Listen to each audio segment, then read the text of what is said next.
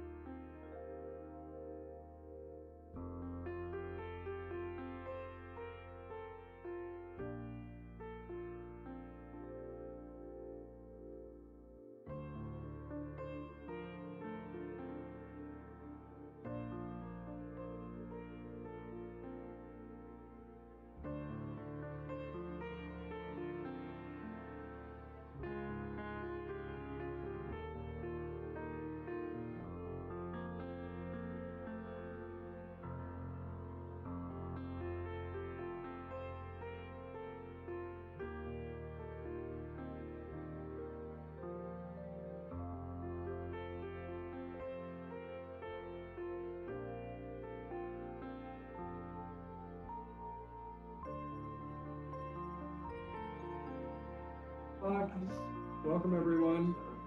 Recording in progress. Planning Committee of the Newton City Council for Monday, May 11th. I'm Lyle Baker, Chair. I'm joined online. I believe we're going to be joined by Councilor White, the Vice Chair, on Zoom. I don't see her yet.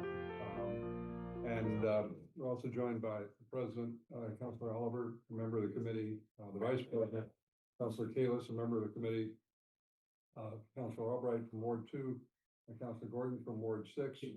And also, I'm informed by Councilor Getz that she is traveling and will not be able to attend remotely or otherwise. So we will miss her.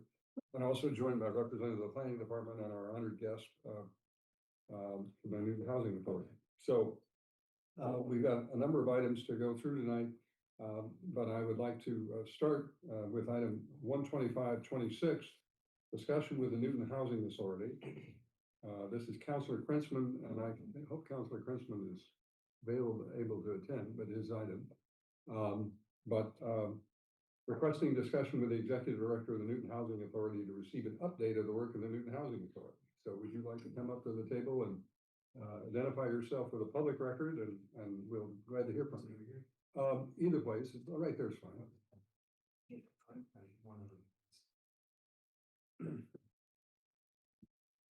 Welcome. Thank you, Mr. Chair. Appreciate the opportunity to address the Zoning and Planning Committee. I was able to share a couple materials before the meeting to put up a slide to kind of summarize the work we're up to and just honestly the general makeup of the Housing Authority. A lot of people, as I'm sure a lot of the councilors know, confuse the Housing Authority with the city. And we're a very separate entity, public body that is locally incorporated with Board of Commissioners appointed through Newton. So separate entity, of course, but I do want to sort of highlight our properties and our portfolio, which has matured over the years. So, but just identify yourself for the public. I just wanted, yeah. I'm Mike Laura, I'm the Executive Director of the Housing Authority. Thank you. We just want to make sure that you're part of the public. Mike Lada. Thank you. Let's just say he's a former graduate of my institute. Oh, yes. He was professor of many of my colleagues, who I think did all pretty well in the class. Good. But I do want to add, I've been at the Housing Authority since January of last year. We were fortunate enough to continue on with Amy Zarichian, who was the Executive Director for 10 years and has been at the Housing Authority for 20 years, and she remains on as our Deputy Executive Director. We've grown the staff, we brought in a new Director of Finance, and we have a new position specialized on development and planning, which I can get to later, who is really taking the lead on some of our bigger development projects. But to start, I just wanted to go over some general information. So the Housing Authority was incorporated in 1959 under 121B of the general laws, and that provides a lot of the guidance for the Housing Authority, including paying in lieu taxes, and how the subsidy operates. We're the largest provider of affordable housing in the city of Newton, and we subsidize over 1,000 units of housing. We serve over 1,300 residents. I do want to highlight the fact that our tenants typically pay 30% of the monthly rent from their gross income. 30% of the gross income is something we see across most of our properties, most of our portfolios, with very few exception. So if somebody loses their job, if somebody has very little income in the household, then obviously the rent is very low, and we cover the difference to make it operable. So that just goes to show you it's deeply affordable. It's not like a typical tax credit property where there's a set rent. We will flex if the family or senior is going through a tough time. Next slide, please. Thank you. And a little bit about our tenant statistics. So federal public housing, as you can see, the average age is 71 years. We have 289 federal public housing senior units, which I'll show in the next slide. And the average income of those individuals, as you can see, is under $18,000 a year. As we can all imagine, that's a very difficult task to live in Newton with that little income coming in, and we're taking 30% of the gross ourselves for rent. So we are constantly attaching these people to resources and helping them any way we can. We have a resident service department with 4 licensed clinicians, headed off by a licensed independent clinical social worker who does a lot of our resident service work. Then we have state public housing, which is 180 units, average age is 39, higher income, of course, because we're working with families, although we do have some seniors. It's a mixed portfolio, and the average tenant rent is about $667. As you'll see later with the Section 8 program, which uses the fair market rent, the average tenant rent of a 1, 2, 3 bedroom is far higher. So we are picking up a heavy cost as the housing authority to maintain operating due to capital for very little money from the tenant. And then lastly, Section 8, we have 446 vouchers, again, a mixed program, some seniors, some family, average age around 39 years of age, a little bit lower in the annual income, but very comparable to the families in state public housing. And then average HAP, that means housing assistance payment. Again, the tenant pays their share of the rent, but the difference in Section 8 is that the federal government provides a subsidy that will make up that difference to get to the full contract rent. And then I did want to reference the 100% area median income for a 1-person household in Newton is about $112,000, and a 4-person household, $160,000. So you can see that our average income is what we call extremely low income, under 30% AMI. So we qualify for a lot of different programs as a result. How many units for the federal housing? 289. Thank you. Or 298, my apologies. We'll just dyslexic there. But the federal public housing, which is the next slide. Thank you. The 298 units for seniors with and individuals with disabilities as well. So we just get operating capital. Your traditional public housing makeup provides you operating to maintain the units and to run the administration. And you get a capital component, which is a separate funding stream for our capital improvements. I do always take it aside to mention, because it's very important, that we receive a little less than 5 cents on the dollar for our capital needs. That includes both the state and federal capital needs assessment. So we do needs assessments. One is a big contract through the state that does all state public housing. And then on federal public housing, we brought on our own people when I started to do a needs assessment. And the health and safety needs of our capital components, we don't even have the money to carry what we call priority 1 projects. So our priority 2, priority 3, priority 4 projects like kitchens, baths, flooring, obviously fall to the wayside because of the cost of doing the public bid and public procurement and the prevailing wage. But again, we're just funded so little from the federal and state government. So I always want to emphasize that on the operating capital, it's sort of notoriously underfunded program public housing.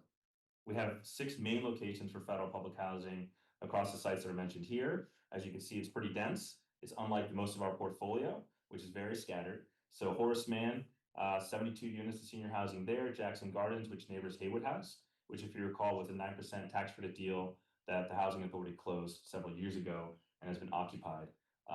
So again, these are the major sites we have on federal public housing. And then on the next slide, on state public housing, we have 180 units, again, operating capital subsidies from the state of Massachusetts, which even in the current federal climate is still less than we're getting on federal public housing. The state obviously has access to less resources and is very constrained by the budget. So we are very underfunded on these programs. State family housing, we do have 79, 2, 3, and 4 bedroom units.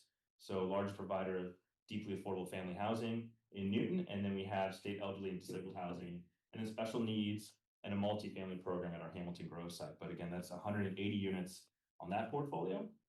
And then the next slide is the vouchers. So we have 446 vouchers, of which around 430 are leased currently.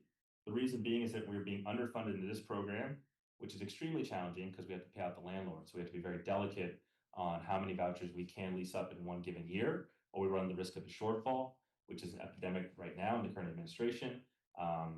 I can say that there are ongoing conversations with Boston, who's in shortfall, just a myriad of other neighbors, Watertown, Brookline, all do not have enough money to issue new vouchers. So don't expect to see any new Section 8 vouchers in the next couple of years if this continues, because they're underfunding the program, which means as people leave the program through attrition, whether they passed away or they moved on to different housing, we're not able to reissue. So we are shrinking the program almost purposely at a federal level. So very concerning, of course, and we're doing our best to maximize and kind of weather the storm to make sure that we're least at the highest level that we can, but not run the risk of a shortfall, which we would have to then pick up the difference ourselves. So if we're short the money to operate the program, the federal government would look to the Newton Housing Authority to pick up the bill. And obviously, if we're this underfunded, we do not have that subsidy available. And then the NHA does pay about $800,000 a month in housing assistance payment, primarily within Newton. We serve about over 50% of the program within Newton, which is, as you can imagine, very challenging to find the apartments. So credit to the team and their ability to always help our voucher holders lease up in Newton. And then the payment standards, as you can see, very competitive. As of recently, this is 106% of the fair market rent. They're able to provide for our voucher holders to keep them competitive. So we have $2,500 just for a studio, jumps up to $3,100 for a 2-bedroom, and as high as $4,700 for a 4-bedroom. And if you're a tenant and you are struggling with income and your tenant rent is under $600, that means we're covering that difference through federal subsidy. But again, as you can see, that's what's strangleholding the program. We have such a difference to make up per unit. And then we have a small MRVP program, which is a state equivalent of a voucher program. We have 32 vouchers, 20 right now are through NCDF at Houghton Village. And next slide, thanks. And then it's our management portfolio. So I do separate our components into 3 main departments. We have state public housing, federal public housing, and then management. Management is very exciting because we own and operate these units unsubsidized. Although some of our vouchers are in there to help pick up the operating costs. Essentially, we don't have HUD reporting on inspection outside of Section 8 inspections, and it's not a state program. So we're not reporting to EOHLC or HUD for these properties. We maintain them ourselves as a landlord. And again, we keep them all deeply affordable. Here are some of the locations we have. We even have 25 single room occupancies at the YMCA that are project-based for single homeless men, typically chronically homeless men. And then I didn't include in this program our 55 senior units at Haywood House, which is in Nonantum. That's a tax credit property that closed not too many years ago. Again, it's been occupied for 2 years now, and that is cash flowing. So very proud of the fact that the Housing Authority was able to close a tax credit deal, which is fairly rare. Housing authorities are only now getting into this realm of being sort of a developer themselves. We see Boston Housing Authority do public-private partnerships, like a Charlestown deal, which is over 1,000 units. But we also see Cambridge Housing Authority doing this on their own. They're self-developing. They're not bringing in a partner. They're taking the lead on these tax credit deals. It's becoming very competitive to seek what we call the 4% and 9% tax credit deals. And we can go more in the weeds later, but I did want to just sort of tip the hat to the people who've been at the Newton Housing Authority for many years. Amy and her team were able to close this tax credit deal sort of ahead of the curve in Greater Boston. So that was the general overview. Some of the mechanisms. Let me just pause for a minute. Anybody have questions about this section of the president? I mean, the only question I have is how the heck do you do this? I mean, really, everything you do is not bringing in enough money to subsidize it. How do you keep afloat? I think prioritizing is the best way to say that. You know, everything's a priority 1, but the audit findings, making sure you're inspecting every unit. We have a 12-person maintenance team in-house. So by sort of taking the lead with a very experienced foreman who's been there 36 years, knows the properties inside out, but we're always up against it. It's always putting out the fire quite literally. Last Friday, we had a fire at one of our units, and we have 2 displaced families that we're trying to triage in-house. So again, quite literally putting out the fires because we don't have the funding to properly address these things the way we want to do kitchens and baths and renovate the way landlords should. We just have to always, again, do asbestos removal and make sure things are up to code. Can I just ask one more question? Sure. Would the tax credit programs, if you do them yourself, would that help? Yes. So I will get to the fact that we're putting together right now two projects that we're hoping to do an RFP for, to bring in one possibly private-public partnership to help redevelop and bring the family site that we have far more dense, and then of course far more able to operate by itself. And we've selected sites based on the fact that some of them have hit a part where the capital needs of that property are too far gone. To put in a couple modernization awards would be sort of putting lipstick on the pig. So we've sort of selected the ones that make the most sense in terms of location, in terms of the neighborhood. Does it make sense to have more density? Of course, these are projects that were just in the inception stage, but we're doing RFPs now to bring in the development partner for one, and then architect engineering for the other, for us to self-develop. The tax credit in both those cases is one of the key pieces of funding. It'd be too difficult to do a full redevelopment where you knock down and rebuild without the low-income housing tax credit. It is the key piece of the funding. Thank you. Oh, somebody, Councilor Wright, Vice Chair. Thank you. And thank you for all this information. Could you explain the Hayward House? Because it's in your slides in a couple different places, but I think there's even more units. So how is the Hayward House broken up, or the different pieces, or what? And how many units are in the Hayward House? It's 55 units of senior housing. It is very complex in its structure, as most of these tax credit deals are, but we are the owner. Maloney Properties manages the day-to-day. They have a resident service coordinator, and they maintain the day-to-day. We're responsible for the capital improvement. And again, being on the owner side, we're responsible for audits as well, and to make sure that Mass Housing Incorporated has their yearly audited financials. So those are our responsibilities as the owner. Our hope is that we can look at future deals where we self-develop and self-manage if we have that capacity. But for now, Hayward House, again, is something that's managed by Maloney. Again, so we sit back as the owner with these 55 senior units. And is that the Hayward House only have 55 units, or is that just the addition a couple of years ago? No, that's just 55. There is it's adjacent to a federal public housing site called Jackson Gardens. They're adjacent. Oh, I didn't realize. They always go from Memorial Day and they go to the John F. Kennedy statue. That is federal public housing. Those are Okay, and how many units are in that one? It's just make sure I'm giving the thank you, 64. 64. Okay, that was my confusion. Thank you. And thank you for all the work that you do on this. Thank you. Thank you. Thank you. And we've been joined by Councilor Damaved from Ward 4 on Zoom. Have I got everybody? Councilor Kalis, a question?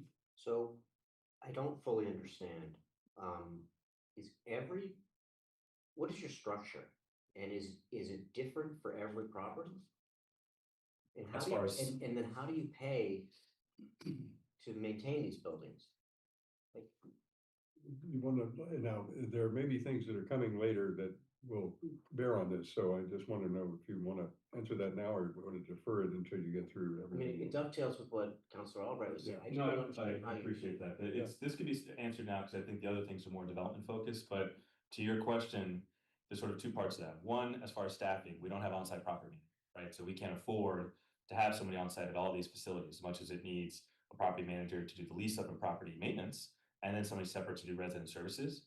Given our population accordingly these days, of course, we need that supportive service level, but we don't have the money to do that. But then to the bigger part is the financing. As you said, you cannot cross subsidize. So these are all unique programs and we're restricted with the funds, of course. So if federal public housing is doing very well, but state public housing is struggling, which is very consistent with most housing authorities in Massachusetts, you can't just be taking federal public housing reserve and paying down state and vice versa. And the state is typically stricter on a lot of the things that you can use their funds for. So we have to keep each program somewhat isolated. That's why management is such an interesting program, because that one, we're just the owner and we have access to unrestricted dollars. Again, unrestricted being that we can spend it on our other properties, but we've always felt that we have to have a dialogue with the state to say these properties are in need and we need emergency awards.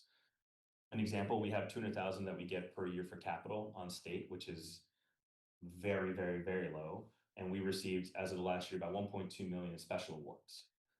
So we have to go to them for these special occasions, and then the city helps us a lot with CDBG money or home or CPA when we need it, trust funds if we need it for development. So I can't say part of the appeal to come over to Newton was the fact that there was such a partnership with the city planning office and all the city departments when we're in a bind. But we do have to look to all different state, federal, and local resources because Constantly. that's 90% of my job. Probably. And do you have a staff? We actually have a pretty sizable staff for Newton Housing Authority. We're a large housing authority, so we have staff about 31 people full-time. Do you pay them? Really, No, the labor's mechanics are very competitive rates. So we bring in a really good, strong maintenance team that can do an apartment soup to nuts. And I think over the last few years, yeah, we've been bringing in and building a good team. But the hope is that we can create properties that are cash flowing in a way that can afford these expansions that we're doing right now. But it's very difficult on traditional public housing. So it segues very well to what are the programs that can get you more cash per unit per month on subsidy. And the way to do that is to go from traditional public housing to Section 8 vouchers, to project base your properties with Section 8 because they give you the full contract rent. The federal government can help you to Oh. operate because essentially we get less than that 9. owner's going away, or shrinking. It's shrinking. It's not going away by any means. It's still funded at about 10 times the level of public housing on the federal budget. The federal budget for public housing in the United States is around $4 billion for operating and $4 billion for capital. Yet Section 8 renewals are about $38 billion. So, you could see why it's appealing because it also benefits the private side. They're not, the federal government is not wanting to be in the business of owning property because of the capital backlog they own. So public housing, possibly the least appealing program the federal government runs. Section 8 vouchers make sense to them because it's a private landlord that's benefiting and commercial real estate developers. But there's still some unpopularity with the cost of it. It's a very expensive program. But there are programs for us to apply to that can help us convert some of our properties, and we are actively looking at that. It's a long process. So I want to recognize Councilor Gordon, and I'll come back to Councilor Wright again. But I want to ask, you had a question? Just Yeah, for thank you, clarification? Chair Baker. I don't know if we're gonna get to this. I'm just curious, in terms of the properties that you own and operate, if you were to be given land, would you build on that? Like, would that be a project you'd take on? Site acquisition, if you have free site acquisition, that goes so far, that would be a huge end to be able to develop. The problem is we need the capital and operating too. How are we going to afford to design it, to build it, and then most importantly, I think the thing people often forget is operating. If you're going extremely low income, how can those rents sustain the operating costs long term, in particular the capital components? So that's the challenge. It's not just the land, and because we have this land, it's debt-free land that we own. The challenge for us is to find a way to build and then to operate. So you're not necessarily interested at this point in acquiring more land?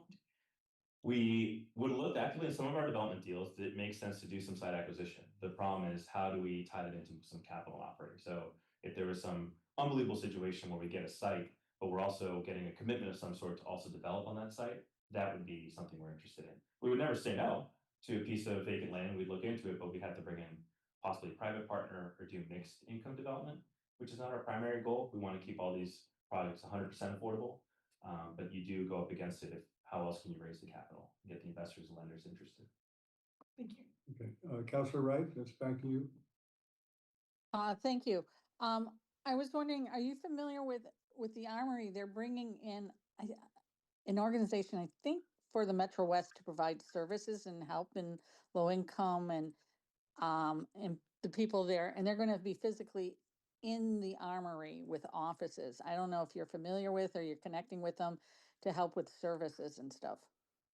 Yeah, that's so Metro West Collaborative put together a fantastic affordable deal there. That's Barney now, as we know, who's the executive director of Metro West Collaborative, but a very different situation, both in terms of their structure.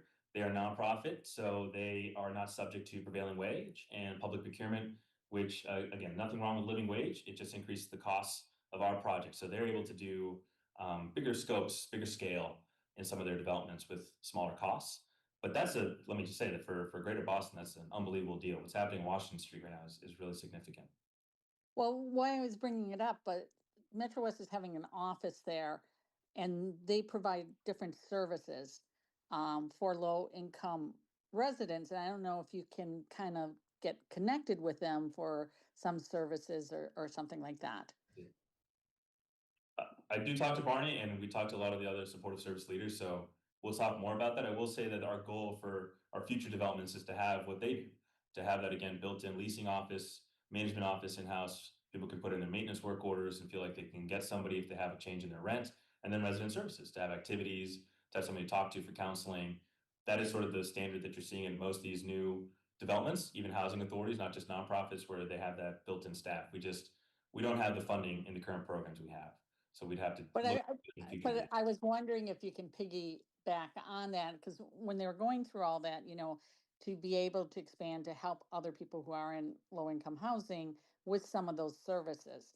And having offices right there, because Newton as itself does not provide, is limited in their resources and what they provide to those people living in those housing.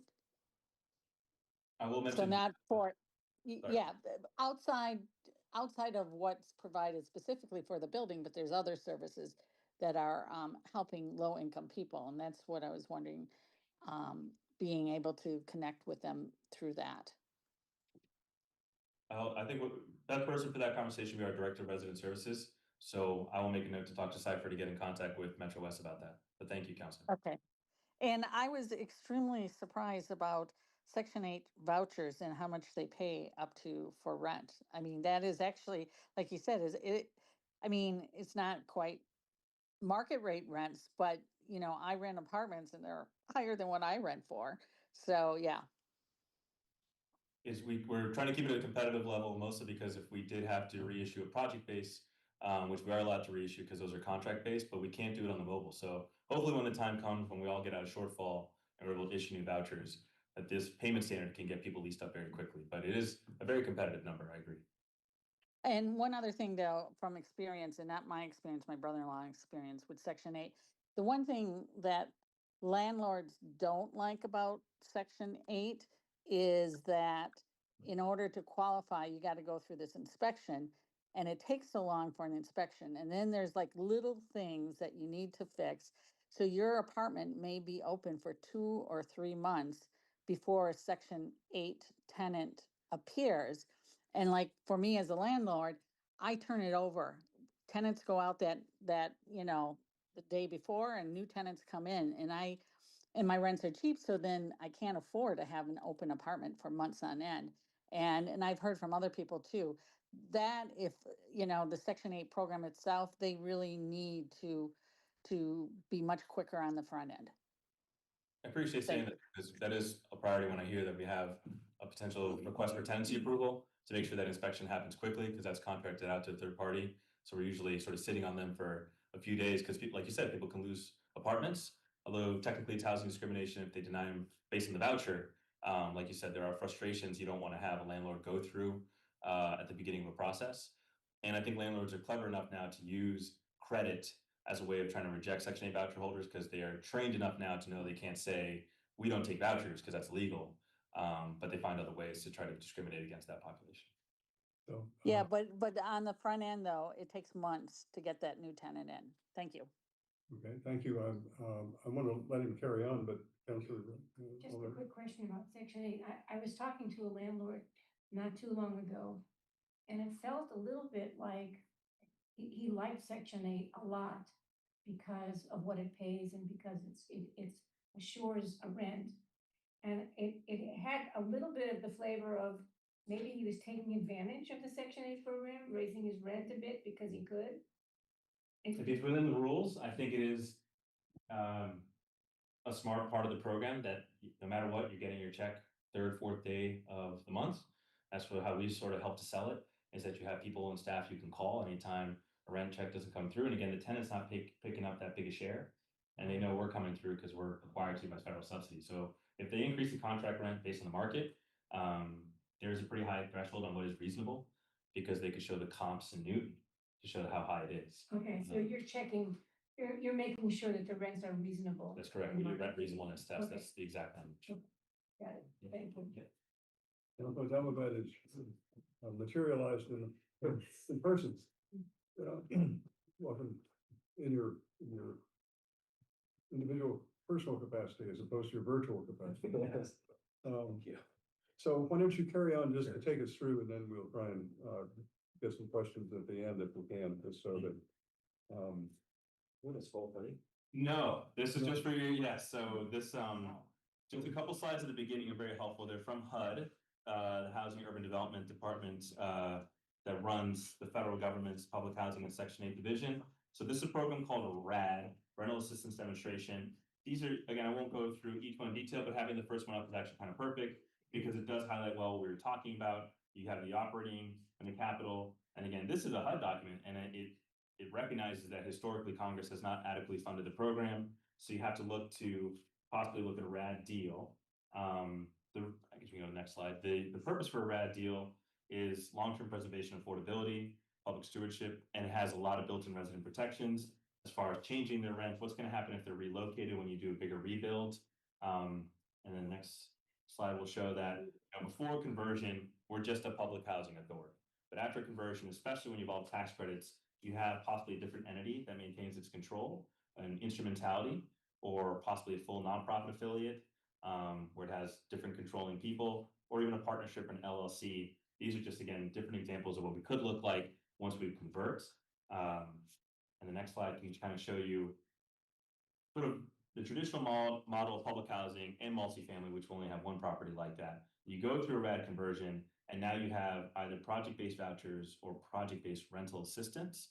I won't explain the difference because that's its whole other subject. But again, Section 8 project-based vouchers are possibly the golden ticket when it comes to affordable development, whether it's a nonprofit and it's WIN doing something in Boston or anybody else. One of the key pieces for deeply affordable deals are project-based vouchers. Whether it's a housing authority or it's Metro Housing Boston or a city that's administering these, this is the key because, again, it makes up that gap. If somebody's in a 30% extremely low income unit and they can only afford to pay $300, the developer wants to assure that they have something that's going to pick up that difference, the subsidy that's deep and can move no matter what happens, the income of that resident's going to be. That's the Section 8 project-based voucher. Again, tax credits, they'll set it at a certain level. They'll say, this is a $1,500 rent. It's low, it's affordable, of course, which is great. But if they lose their job, what can you do? You'll have to pay your rent or you get evicted. Again, these programs, when it's Section 8, that doesn't happen. So that is sort of the brass tacks of why you do the RAD conversion.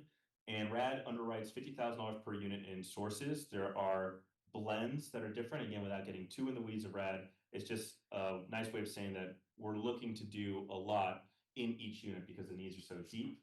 I'm sorry, the next slide will show you the breakdown. So just a sample, if you have a 100-unit building, you're getting $50,000 per unit. What are you doing? Well, an HVAC system, a full roof, new kitchens, ADA accessibility. I will say the bane of existence of our properties that are all built in the 1960s is accessibility. There's no elevator. There's a bunch of walk-ups. Everybody has mobility issues.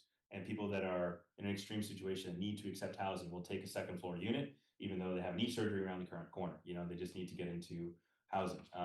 So we're doing our best to look at developments that would, of course, be elevator buildings. We need new windows and doors. These properties are hardly energy efficient. They do a lot of programs that try to offer ways of doing air source heat pumps or ductless. We do everything we can to be energy efficient.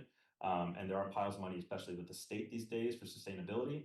But again, these are things you can really address on the federal side through a RAD program, because a lot of the federal funding for these programs are dying down, of course. And then general side improvements like landscape, walkways, lighting. And this is a conservative estimate if you did a 100-unit building and 50,000 per unit. And then Massachusetts and RAD, these are great examples to show how Massachusetts is already one of the leaders. Just so everybody knows, as far as state public housing, I forgot to mention this earlier, but there are only 4 states in the United States that have state public housing. And Massachusetts is bar none the biggest of those 4. So credit to Massachusetts for, again, being a leader in housing authorities. There's 240 housing authorities in Massachusetts, which is most per capita of any state in the nation, based on our population. Only Texas could compare. So that means approximately 8860 people have had assisted housing secured and preserved for the long term on the Section 8 platform. Again, moving your resources from public housing to Section 8.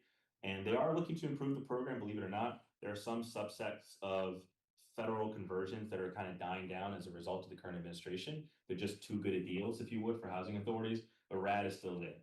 They see it, I think, as a way of privatizing. And once you say the word privatize in the current climate in DC, they get a little excited because they just want the public housing aspect to go away. They do not want to have that asset. So this provides them that sort of resource to privatize. What I always find shocking is that public housing is technically the best affordable housing model. If you were actually to do it the right way, you buy the land, you bond, and you do operating capital, that's the cheapest way of doing housing. As I said earlier, it's $4 billion for capital, $4 billion for operating across the entire United States. Yet the Section 8 program is close to $39, $40 billion. Yet they're telling us to go to the Section 8 platform. Make it make sense. We're just following where the money is at this point because they're dwindling public housing, but they're slightly growing Section 8 long term.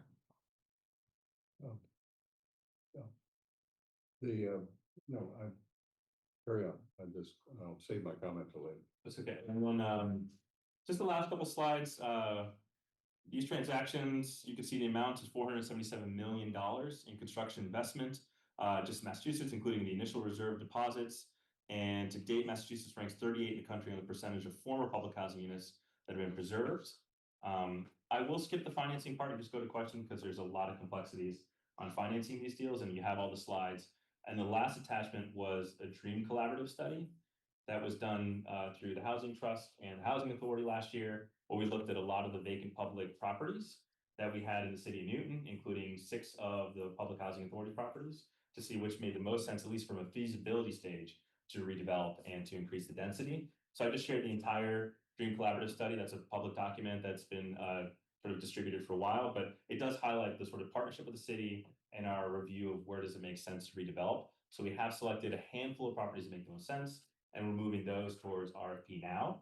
We are hoping to get out an RFP for A&E services on Parker House, which is right near Newton Center, by the end of the summer. And then we're hoping also to do an RFP for a development partner by the fall for our state public housing, because we have had a signal from the Housing Trust and specifically the chair in Houston that they want to see more family. You know, we have 2 Life, we have Metro West, we have a lot of senior housing, and the Housing Authority is one of the few that has deeply affordable family housing, which there's a huge need in Greater Boston. And you are sometimes more attractive to receive tax credits when you have these deeper, affordable family properties that are increasing a lot of density. When you say you're doubling the density, you're tripling the density in an area, although that always sounds scary to neighbors, of course, that makes you more appealing to tax credits. But I can say, once we do an RFP and have an architect on board, the first step is working with the residents more, who are aware of this, and we've had several resident meetings, and they're very supportive, and then the neighbors. We want to get our ducks in a row, make sure that we have not only schematic design, but again, designers who are on for contract for the years to come with this long project that can then go to the neighbors and start working with them and hearing their feedback and work in a very collaborative way. But I do want to just sort of mention why I attached the Dream Collaborative study. Okay, that's a lot to absorb. But just to summarize what I'm hearing you say, that if you had public funds and you could spend them the most efficient way possible, you would be in the business of being the landlord and operating the properties as a public entity. The problem is that you can't get those subsidies, and what you can get are these subsidies to private owners from the federal government of a much higher range. So you have to privatize your resources in order to get your housing opportunity to people.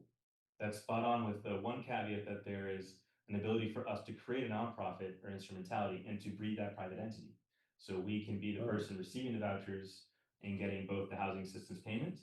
We can get the tenant rents, the admin fee to operate those vouchers, and we would be the owner, the operator, and we would again have an instrumentality or a nonprofit affiliate that would own the property, which is the case in Haywood House. So that gives us that flexibility to actually get the vouchers. You said it has to be a private entity, but there's ways of doing that where we maintain ourselves as that entity and keep the ownership, which is the key piece of RAD. We are not giving up the ownership necessarily if we do it the way we plan to. There are some RAD projects where they just give it away, you know, and say, hey, we've got to give it to a private entity. We can't make it work. But we are of a size, we've closed the tax credit deal, so we're looking to expand ourselves in a way where we can be the person to be that entity and to receive the vouchers. Yeah, well, that's good. All right, enough for me. Comments, questions, colleagues? Councilor Gordon? Thank you, Chair. I'm curious about the Crescent Street Municipal Yard and where that stands, because that is actually what prompted my question earlier. Because I know at one point the city was looking to do this, nothing happened. So it's this land that maybe by now could have had housing for people. So is this anywhere in the priority list, and is there something the city needs to do to maybe try to get something done here? I would defer to the city. It is city property. They looked at a lot of municipal yards and different parking lots. I think it's a great site. I think everybody was very excited when we talked about it, both planning and the housing authority, but there's forms of public procurement you'd have to go through. Obviously, the housing authority could not just be sort of handed or transfer that land, but again, through procurement, there's ways of sort of making sure that you have some local Newton leaders and nonprofits that are in the business of deeply affordable in perpetuity, where it's just a handful of us that would possibly respond to procurement. But it's up to the city. They drive the bus there, and like I said, as long as there's a plan, it's a lot to plan. It's not typically something where you see a city saying, well, this is how we want to develop it. They usually are, here's the land, we want to see it used affordable housing resources for the purposes in perpetuity to remain in affordable housing. And again, that's the city's prerogative to do that. And retire, Councilor Albright? So the Crescent Street property, as well as the other city-owned properties, all would have to go through real property reuse. So we have a role to play in that. And I think that the Affordable Housing Trust is looking at those properties to see which one might be more viable than the other in terms of the council's interests. So it didn't go through that before when it had come up. See, I didn't thought it get that had. far. Okay, It went far, but not far enough. okay. Remember, it went pretty far. We Yeah. had a whole lot of We conversation knew about it would that. go. What? We knew it would go. Well, there was a lot of problems with it. It was only for 8 units. It was a big piece of property for only 8 units. Right, so there's new proposals on here, so this is a Yeah, question about yeah. maybe bringing this back up. Exactly. And if I could, the only thing I'd add is that when you'd be surprised, when the private developers get involved, and some do this, and nonprofit developers that do it for the right reasons, sometimes they'll ask for a local housing authority to step in as a partner for part of the deal. You know, can you offer your vouchers? How can we work you in as a local housing authority? So it's not necessarily primarily the housing authority that had to be the leader driving the bus to take on a new development project. But it's the city to decide how they want to use this property. So I won't take up time here, but I'd like to know then how you go to the next step at some point.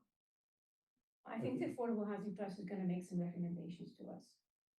Well, the one question I have to follow up on that, because Councilor Albright is our representative of the Affordable Housing Trust, and we tried to resource them through the city council with CPA funds so they can move more quickly on certain things.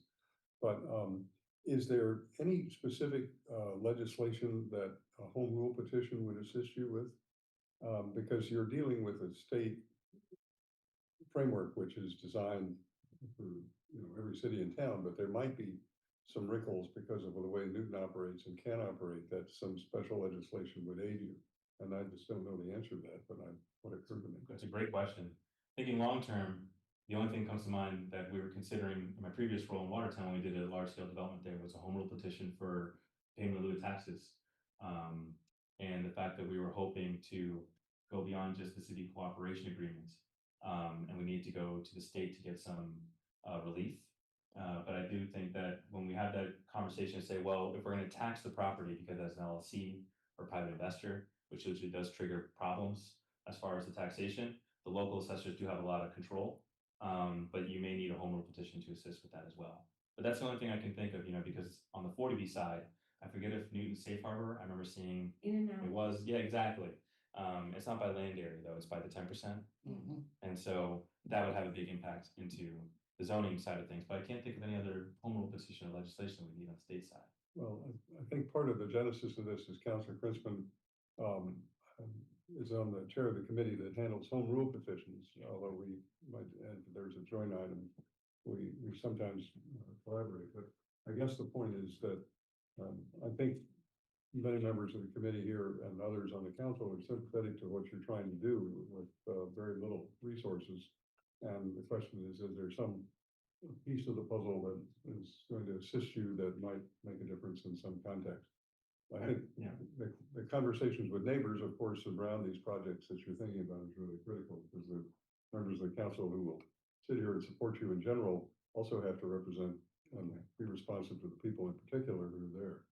So that factored into the sites we decided to go with, as far as sort of minimizing the neighbor impact. One's by Cold Spring Park, the other one is by the Beaconwood, by the Duncan there, and so we have large pieces of land where we wouldn't be serving too many neighbors. But to your original question, it's very helpful to ask that. I appreciate it. I think we'll know more as the projects take shape, but we have received that support from a lot of counselors. We're excited. How can we help you? What are the resources you do need since you're so limited? I do always point to the fact that it will eventually be money for the construction. It'll be the major design construction costs. The reason being that if you get a local award, that's the key for the state. It's always the chicken before the egg, but the state does want to see the locals go first because it's getting so competitive. So it probably would be award from the trust, whether it's CPA funnels the trust or whether it's the CPC directly. I leave to the city to direct us on where to go. But yes, it would be in the millions, a few million that we need in terms of design and construction eventually. okay. And just real quick, when you say competitive, do you mean just like the market for like the competition for the price of the land? Is that what you mean by competitive? No, my apologies. The competitiveness of getting the tax credits. There are a lot of projects in the pipeline, both for 4% and 9% tax credits. In particular, 9%, it's very highly competitive, and then 4% equally competitive, I would say, these days. It used to not be that way. 6, 7 years ago, they say, you'll have to wait your turn for it. Now, not as certain. It's become that competitive, but we always want to see the project. It's never a loss. If Boston or Cambridge wins, we all win. But of course, Newton wants to put itself at the front. Then the key would be that local funding coming in first. I mean, the projects are a win, Exactly. but it'd be a little bit more of a win, be more winnier. Yeah. I feel the same. Yeah, right, I would hope so, right. Thank you. Thank you. And by the way, that wasn't clear at all, so I'm glad I asked, but don't apologize. The competition is coming from everywhere. I just didn't know what we were referring to. And as far as the competitiveness for the land, sorry, the good news is that because it's not a dry market for the developers, but it's a little tougher. So I think when we do an RFP to seek a development partner in the properties that we do have right now, we certainly will get good interest from development. Okay, anybody else have questions? Councilor Block, I see your hand. I'm sorry. Okay, thank you, Chair. This has been a wonderful presentation, and it sort of builds on meetings that I've visited with the Housing Authority. But you just said something that made me think. I'm actually putting 2 and 2 together here, and you tell me if sort of where this observation is. During the Riverside development, we started hearing that the developer was going to the state and needed low-income tax credits in order to make the project viable. And the number that I've heard, I don't know if this is true or not, but there was $15 million of low-income tax credits, which the state is providing to the developer in order to make it financially feasible. I see you kind of nodding your head.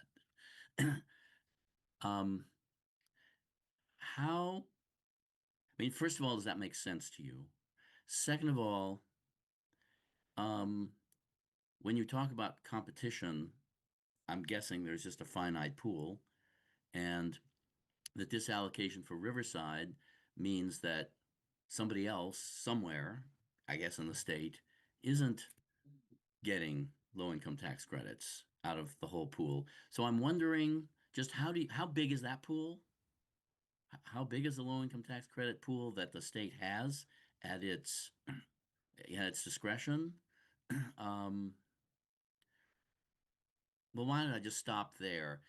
Help me understand how a development like Riverside interacts with the low-income tax credit market that the state, I guess, operates. So there's a QAP that's sort of the guiding document for the tax credit and the one-stop application. It does sound about right if they need that 10, 15 millions of low-income housing tax credit. And as far as the full amount, if I could ask the chair, I see that Vince O'Donnell, my chairperson, is on, and he is a consultant in affordable housing. And Vince is excellent at knowing this. Vince, I don't know if you know the overall amount. It was probably the only good thing that came about in the big, beautiful bill was that it did increase the volume cap on tax credit significantly. But Vince, it was $450 million per year? Does that sound about right? Yeah, there are 2 separate pots. None of this is state money, it's really federal money. For the 9% tax credit, there's an annual allocation that's based on a percentage of the state's population. And I honestly don't recall the global number for the state per year, but the 15 million sounds about right for, I'm going to guess, maybe 40 affordable units that it would support. And then the other category is this, what they call the 4% credit. And the numbers mean a different thing for that. The numbers for that, also based on population, scale up to determine the amount of tax exempt debt that is allowed to be issued. And that in turn in a proportional way generates the tax credits, which provide equity for the developer. So I'm sorry I don't have the statewide numbers there, but every year the state will fund something on the order of 10 or so 9% tax credit deals and a comparable number of 4% deals. I just have Councilor Block. The only other caveat that makes this a little more difficult for housing authorities, again, is that we're not a nonprofit private developer, so we have to adhere to public procurement and the prevailing wage. And it does make it a little more difficult for us to get it because they'll see it as saying, well, if I give the same $100 million to the nonprofit developer, I'm getting more units of housing. Again, but are there restrictions that'll make sure that that's deeply affordable as long as a housing authority? Probably not. But again, it's a finite amount of money, as you said. So I don't envy them. They have to choose which projects to pick. Okay. Thank you. Okay. We've got some other items on the agenda I want to move to, but I do want to make sure that we get a chance to ask any more questions about this particular issue, Councilor Oliver. Yeah, before I, motion to hold, I'm curious, is there enough change over the course of, say, another 6 months to have you come back? In other words, to keep this item open, or should we wait until the following, beginning of the term? I have a motion to hold. Well, I was going to ask if that's the appropriate motion as opposed to NAN, because if we're done with this one, we can clear our docket, but if the committee would like to have a reprise at a future point, we can hold it. So what your Motion to hold. All right. I So figure at least 1 year from now, there'll be enough travel that updates All right. are warranted. fine with me. I just want to make Good sure. stuff. Councilor Donovan? Thank you, Mr. Chair.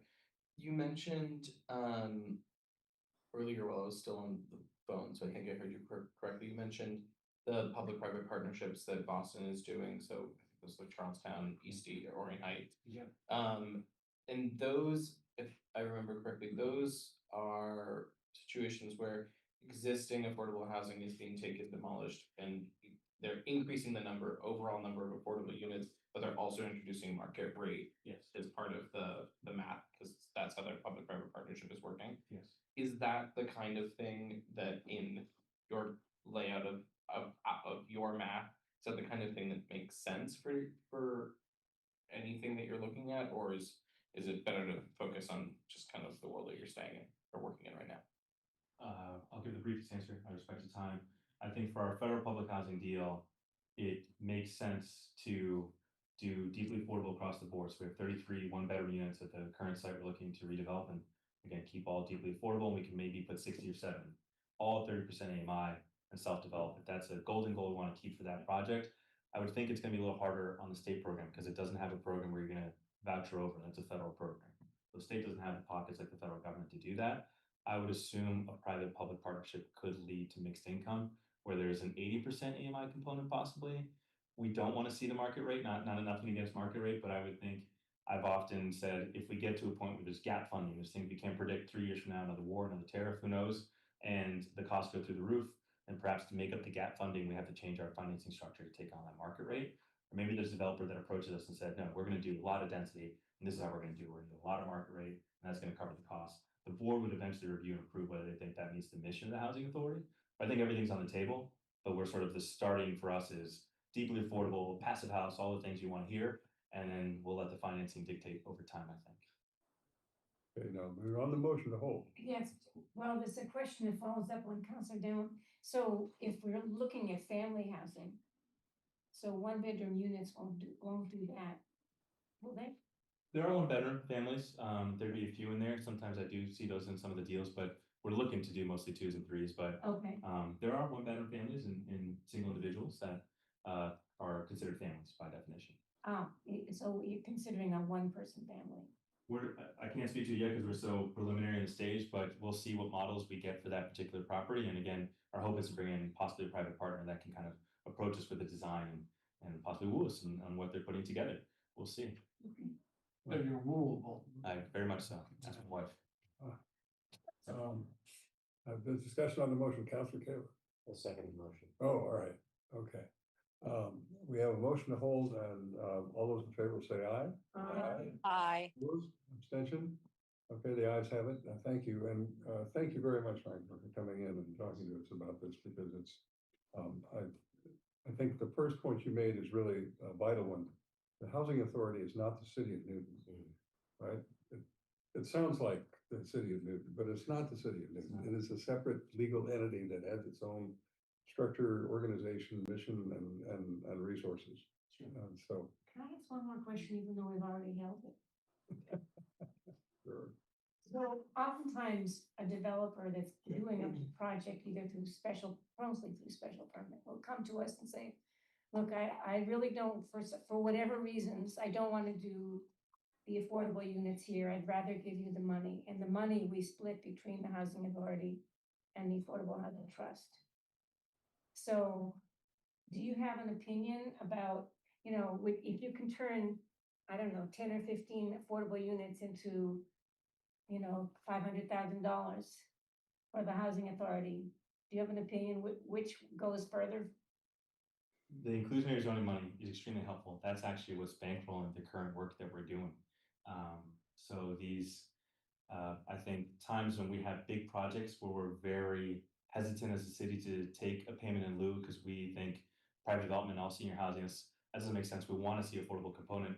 We agree, we're a mission-based organization. However, I would say that it's not one size fits all. I think there are times when it may make sense to take that because the money that goes to the trust and the housing authority can go to these big projects that we can use that cap for. So I think there are unique situations where there is an unusual net benefit. I believe that's the language in the IZ ordinance. And that benefit is possibly the fact that we're going to develop bigger housing. That's very helpful to know that. I did send a letter to the committees last year, and I think, what the housing authority was just pointing out is that don't forget that we're here to help and we can receive this money. But that is, to be very clear, what is paying for the feasibility development work, the environmental studies, the surveys, and now eventually the architect and engineers, the consultants, the lawyers that have to help us. This is the IZ funds. That's We literally put that going money to good use. we do. Thank So you. thank you. The summary is cash is good. Please. All right. Still king. All right. Thank you, Mr. Chair. Thank you very much. Thank you. Thank you, counselors. Okay, colleagues, we now have a very interesting item, 13326, discussion of established uses within Chapter 30. This is Councilors Oliver, Baker, Silver, Kalis, Lucas, Leary, Farrell, Maliki, Wright, and Getz requesting discussion and possible amendments to provide new or updated definitions in the Newton zoning ordinances for allowed uses. And the planning department is prepared to make a presentation, I understand. Is that correct? Ms. Colello, are you the designated? I am. None other. Oh, welcome. To get settled, a lot to think about housing. That's a, again, this is a big topic which we sort of blew through here, even with the question. So, anyway.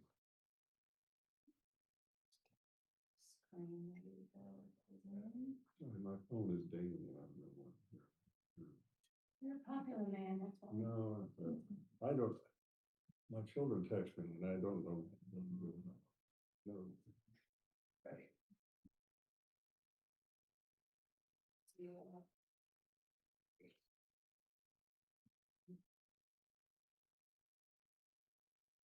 We have this docket item from Councilors Oliver, Baker, Silver, Kalis, Lucas, Leary, Farrell, whole list.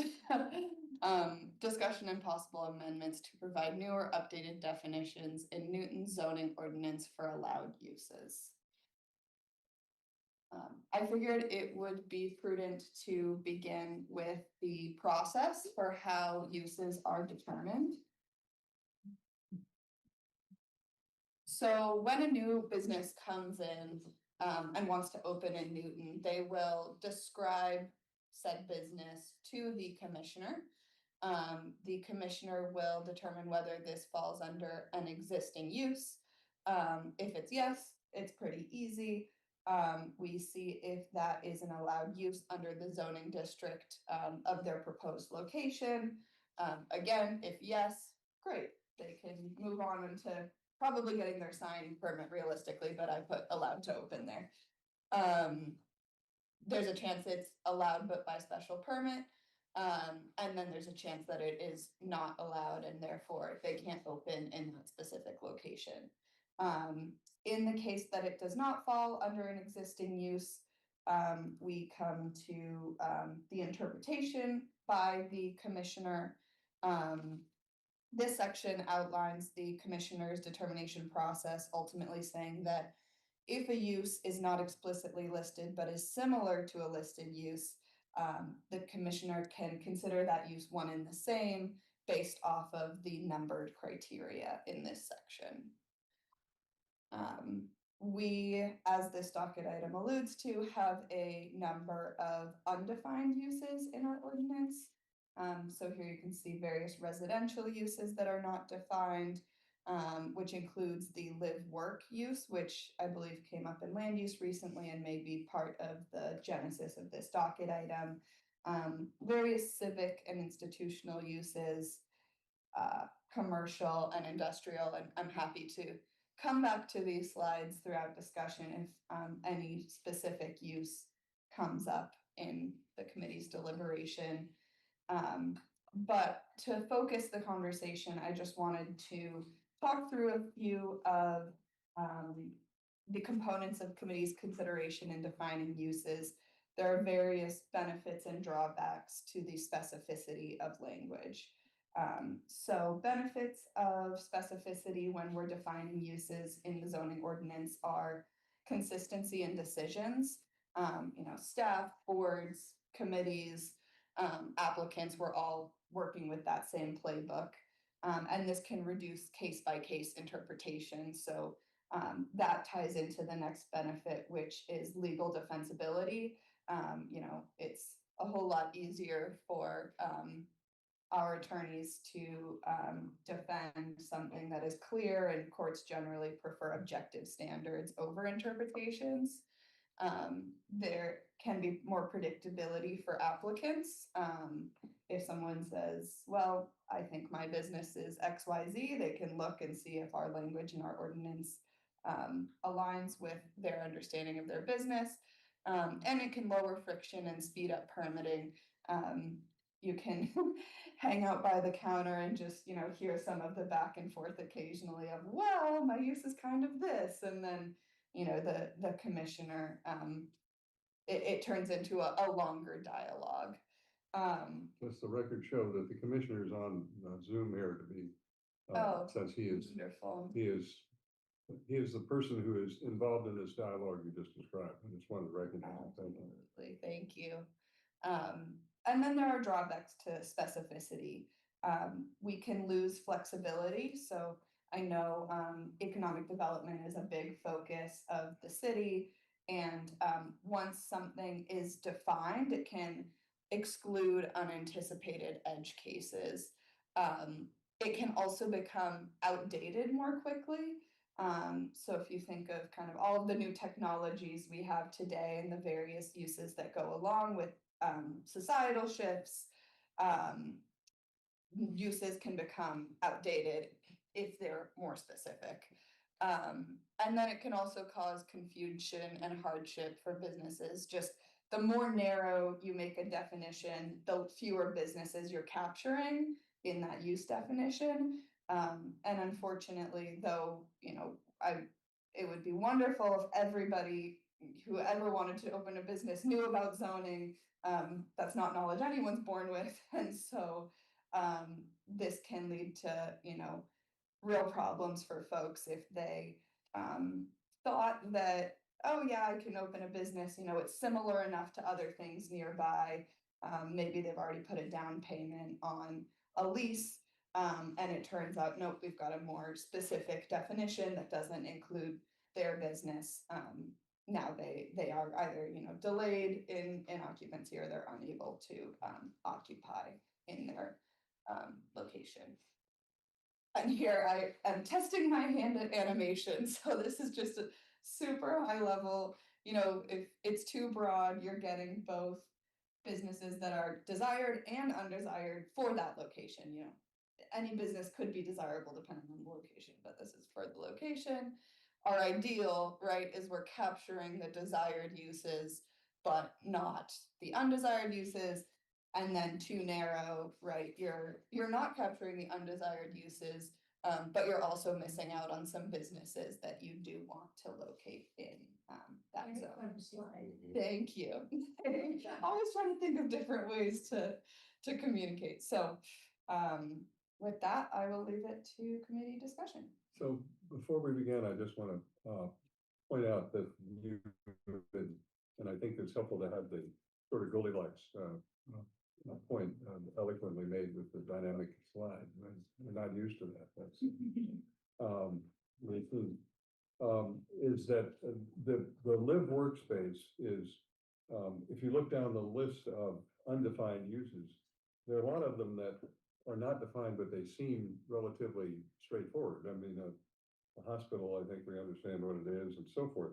But live work is one of those that doesn't have a self-referential nature, and I think that's part of the challenge. And I think the question before us is how do we go forward with this, and especially that the land use committee is trying to make sense out of this in real time. And we have, I think you've got Councilor Gordon has a photograph that she had sent of at least is that it? No? Now it's for the next item. Oh, it's the next item. Sorry, wrong one. Sorry, apologies. So I guess the question is, how do we as a committee assist the process going forward of figuring out definitions for something like this, or does the department have a recommendation that fits in the narrow or the middle funnel if you're using your animation? And so those are the kind of issues I think before us. Let me go to Councilor Oliver first. Great, thanks. Because I did, you're right, I definitely did docket this in reaction to or as an outcome of the item 1100 Beacon that's in front of land use again tomorrow night. And I couldn't agree more with the chair.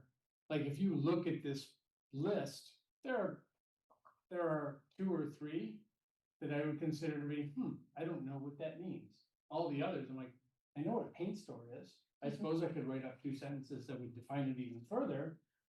But there are also a couple that really do scream out for, well, what is this? Because otherwise, if they're the one, you have created for us some guides in terms of, you know, overly strict or narrow definitions, overly broad. I would argue that there's another slide that's missing this. And what if we don't define it at all, which is where I am and where I'm more or less concerned, because of some of the reasons that are listed on, that's page 10, I think the page number's at the bottom, the benefits of having a definition, I think, are all of the things that, quite frankly, the city council and land use in particular is accused of being in not so friendly a way, being inconsistent, being unclear, changing our minds regularly. Those are the things that we have heard time and time again that we would benefit from, and applicants would benefit from, a little more specificity. So I do think that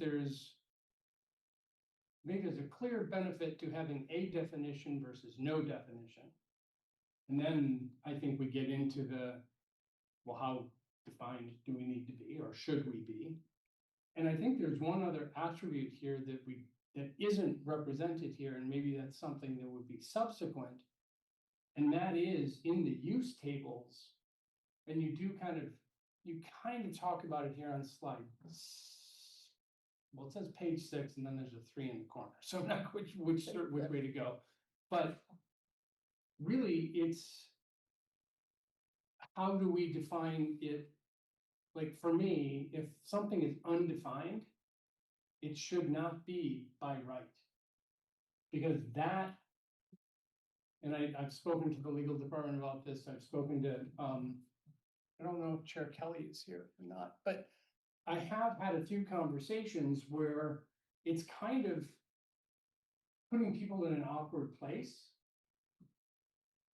But at the end of the day, like the law department reminded me, if a use for example, of this live work, if the special permit defines what live work is, it's limited to that property, to that lot.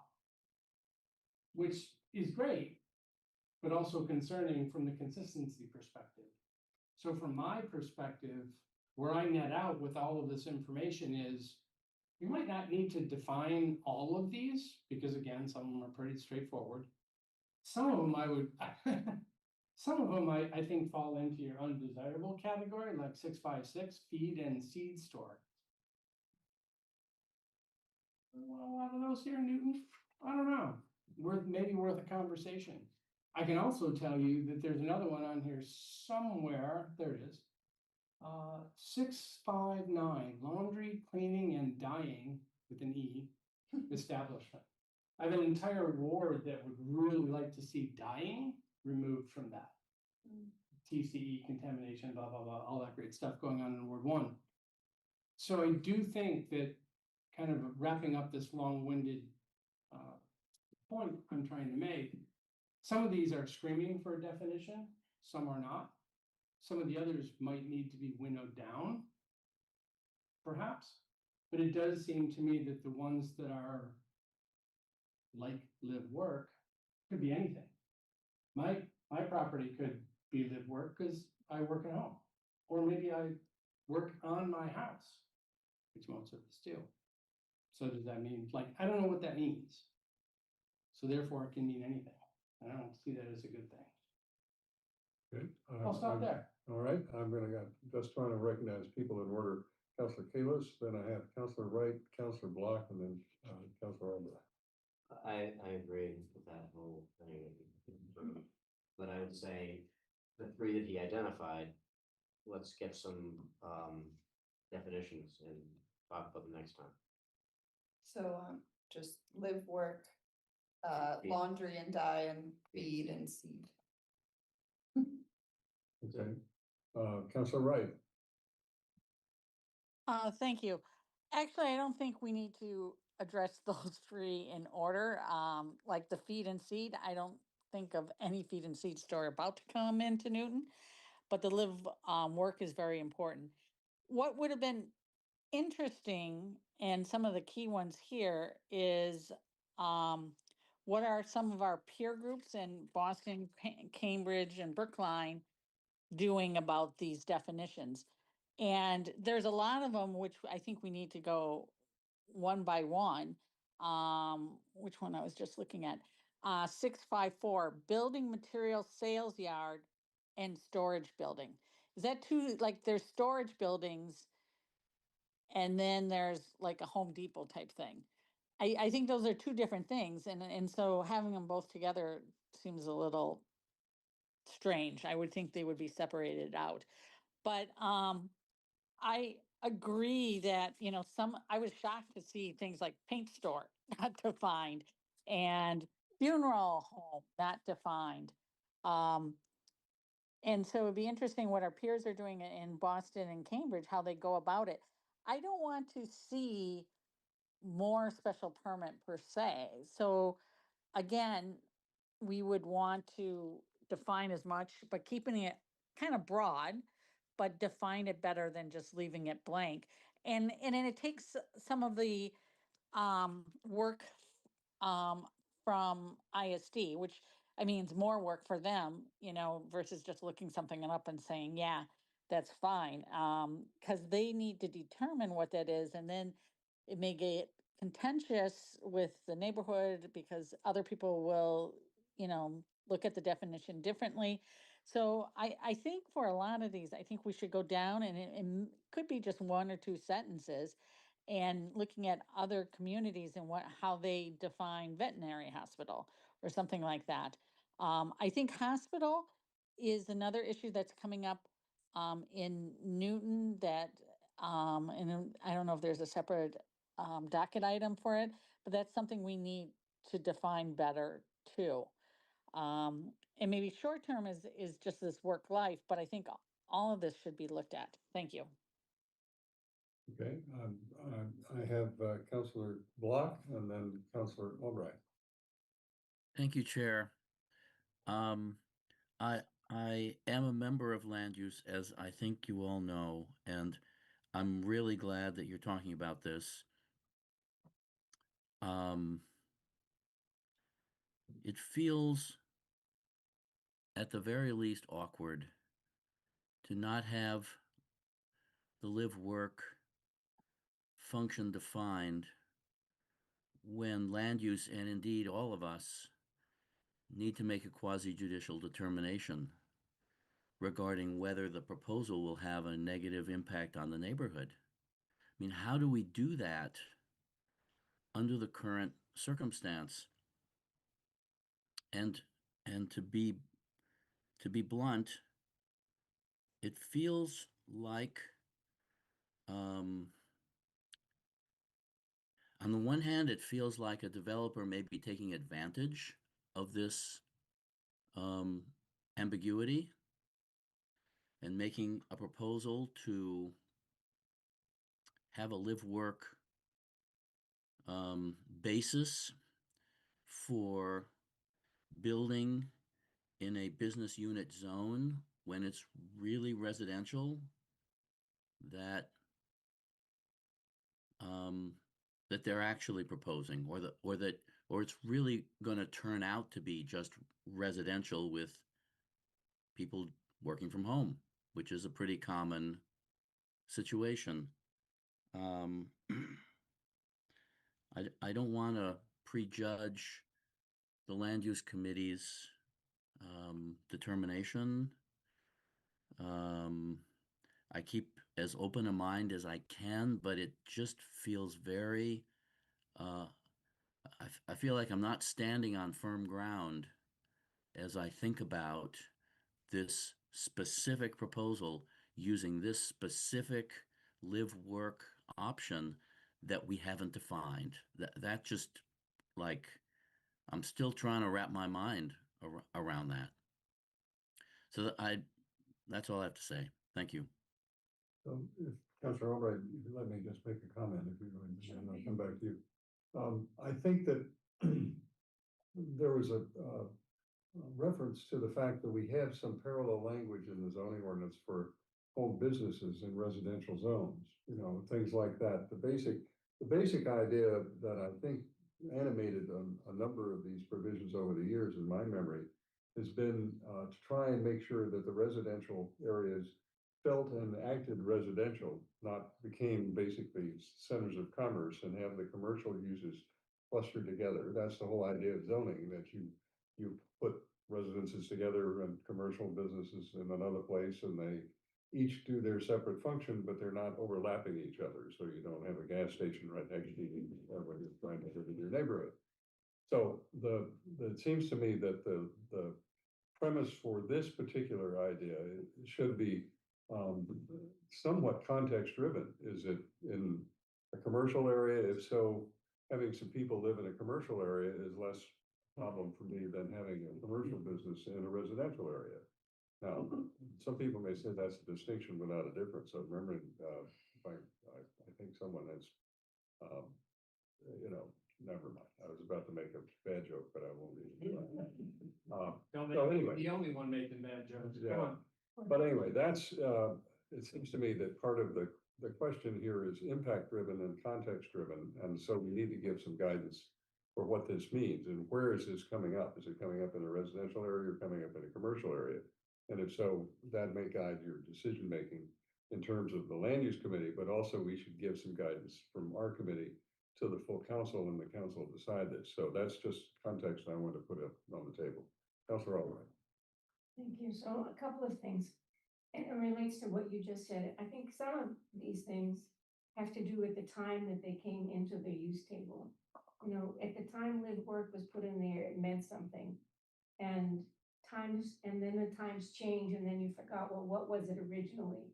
So when things go undefined, you lose the memory of what it was supposed to be in the first place. I mean, I frankly, I doubt that we're gonna have any feed and seed stores in Newton. Where, you know, on the Cape, they do have some feed and seed stores because it's a little bit more rural, but I don't think it's gonna happen here in the near future. But a question I have is, does this include uses that don't exist in the use table that should be? Like we did a whole thing on breweries that didn't exist in the use table. So we look at, uses that should exist, that don't exist at the same time. Because I think there's some value in doing that, it's the timeliness, things that we didn't want a brewery back, 30 years ago, but now it's okay.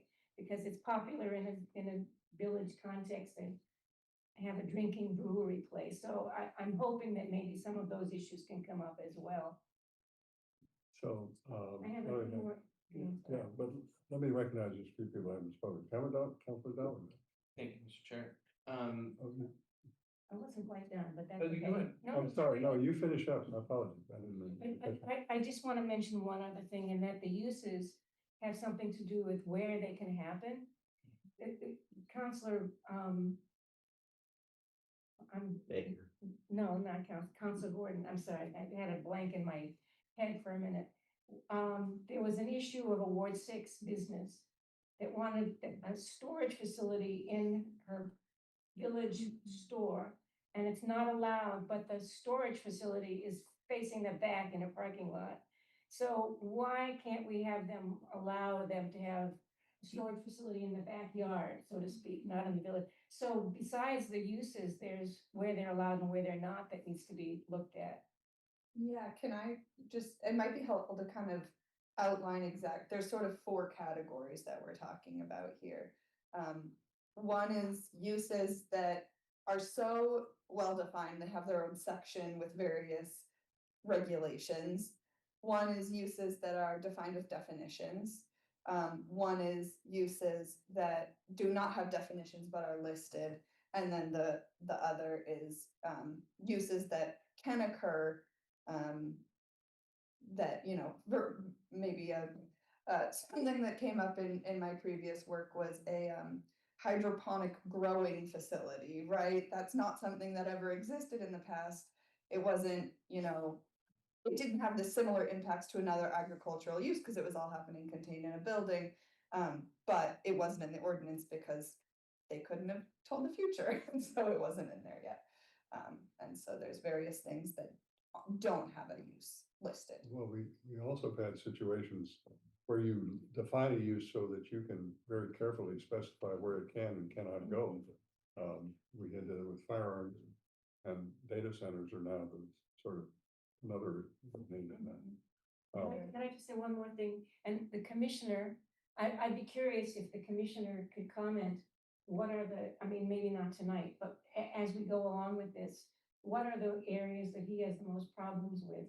When someone tries to say, I'm a this, and he says, no, you're not a this, you're a that, I'd love to have his input.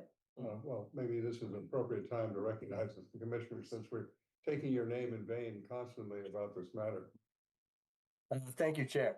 I usually have the hardest time is when there is no definition.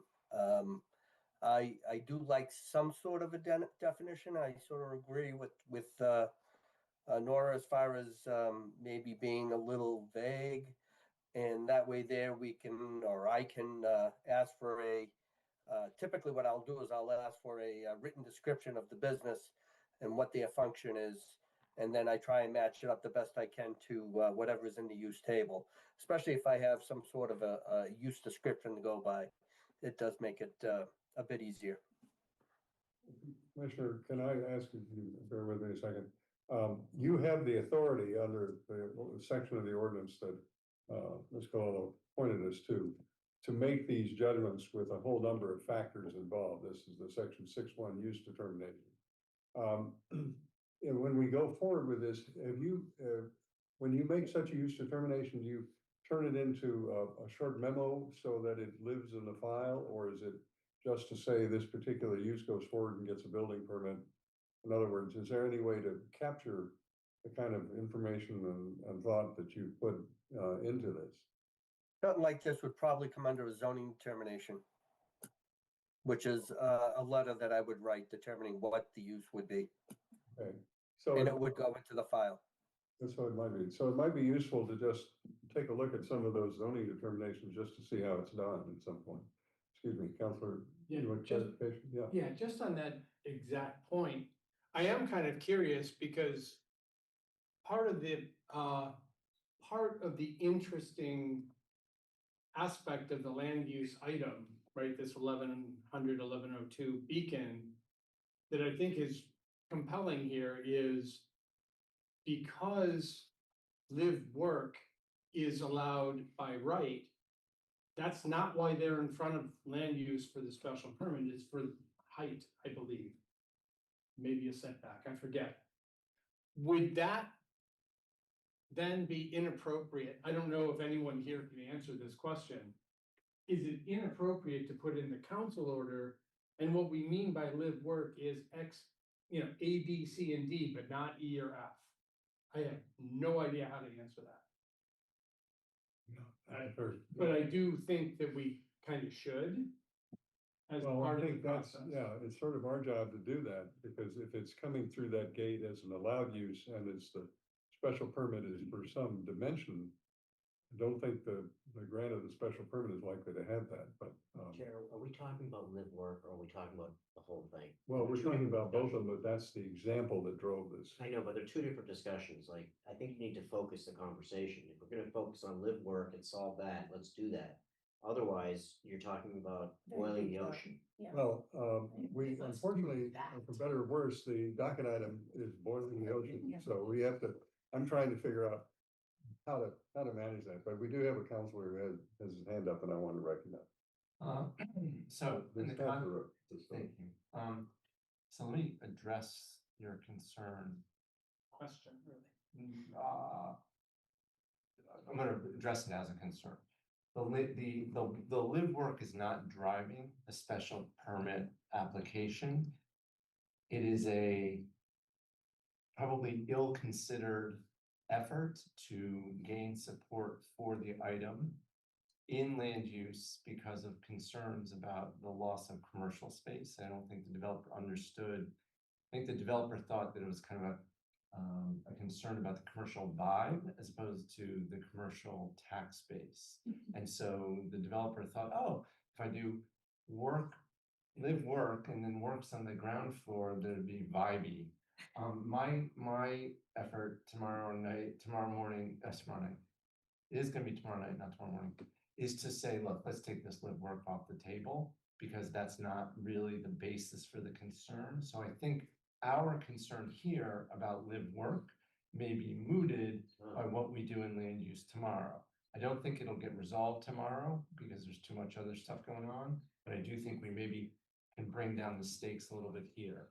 That's my response to your concern and questions. I don't think it's gonna be that relevant to the special permit after tomorrow. To that one, perhaps. Yes, to that one, which brings me to the larger boiling the ocean question, and this is a question through the chair to Mr. Lee. I had this question, my. Okay, well, tell me the question. then I'm The gonna- question is, what is the notice required for changes to the uses? Because in fact, it may be better to tee up these conversations about use definitions in land use when we're facing some particular set of facts, as opposed to the abstraction of, what is live work in the larger question. Now, the countervailing argument is, if you do it in the context of a specific case, then you get two case determined. I think there are enough of us here that we can say, all right, how does this broaden? But I think absent a specific case to anchor the discussion, things like live work maybe end up just, too difficult to address. So before Mr. Lee responds, I just appreciate the comment. I think, as I understand it, the challenge is that if something is a defined term and it's a use as of right, the building commissioner, the special services makes that call without ever seeing the land use committee, right? If that's the case, tomorrow night, you're seeing it only because the land use committee is sort of being asked for a dimensional difference, not a huge difference. Only if something is a special permit category, I think, would you have that opportunity, and that might be a very narrow class. So I'm not sure that that would solve it. But I think the question has been posed to Mr. Lee. If you would like to respond and can, I'd be welcome. So, Mr. Chair, thank you. I'm gonna actually have to hear the question again. I was on the phone with Jonah Temple, the deputy city solicitor, who regularly staffs land use. I had a specific question for him I wanted to just check, which was, I think that this item that's before ZAP tonight is really about uses in zoning and their definitions. There shouldn't really be any discussion about the land use petition that's currently pending before the land use committee. So I just wanted to touch base with him, see if he agreed. He did. So that's what I was focusing on when the question was being asked. Now, if the question is something different and is specifically about the zoning definition or things of that nature, I'm happy to answer it. But if someone could repeat it, I'd appreciate it. Let me rephrase the question, if I may, in light of your comment, Sure. because I think you make a fair point. What's the notice requirement to make a change to a zoning definition, either in response to an issue raised through the land use process or in response to questions or issues that get identified through the by right process? So if this committee, if the city council wanted to say, oh, you know what, we just heard that there's some ambiguity about this thing, so let's nail it down. Do we have, is this like do we have to have what are the notice requirements for this body to then say, okay, let's, as quickly as we can, clarify this item? The impetus is irrelevant. You have to follow chapter 48. You have to follow the normal process for the amendment of the zoning. There's no difference because of the reason. Okay. Okay, Councilor Oliver. Sorry. So, I don't want to belabor this point any more than perhaps you already have. While the particular item in land use drew my attention to this, I'm not trying to assess these uses and the lack of definition for that item. I want to make sure these are separate things. Like, I couldn't agree with Vice President Kalis anymore. Like, am I boiling the ocean by asking this question? Apologies, but maybe a little bit. But it's certainly not because of this one item in land use. I just want to be really clear about that. It was an example that came up. I was like, oh, that's interesting. How can we possibly have a by right use that, if we asked everybody in this room to define, I'll guarantee pretty much all of us would have some overlap, but they would not be identical at all. So I'm going to try and pick up on Councilor Kalis. I hope I'm going to be responsive to your question, although we'll wait and see, and you can tell me. It seems to me that there are some things where the commissioner says, someone comes in and says, I have a bad as of right use, and it's this. And he says, let me see which category you fit into. And he goes through a process and he says, I think this is close enough to be one of these. It's sort of like horseshoes. You get close enough and you're in, right? But in a case where he really has no guidance, he has nothing to look at. I think live work is one example of that.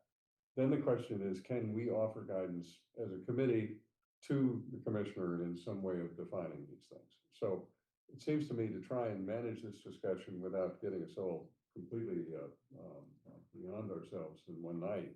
I think we should give the guidance to the department to say, can we follow what the president had indicated and look and see what other communities are doing? I think it was you, but for something like this, for these particular definitions, which appear to be unclear enough that they don't have any content that we can fully articulate.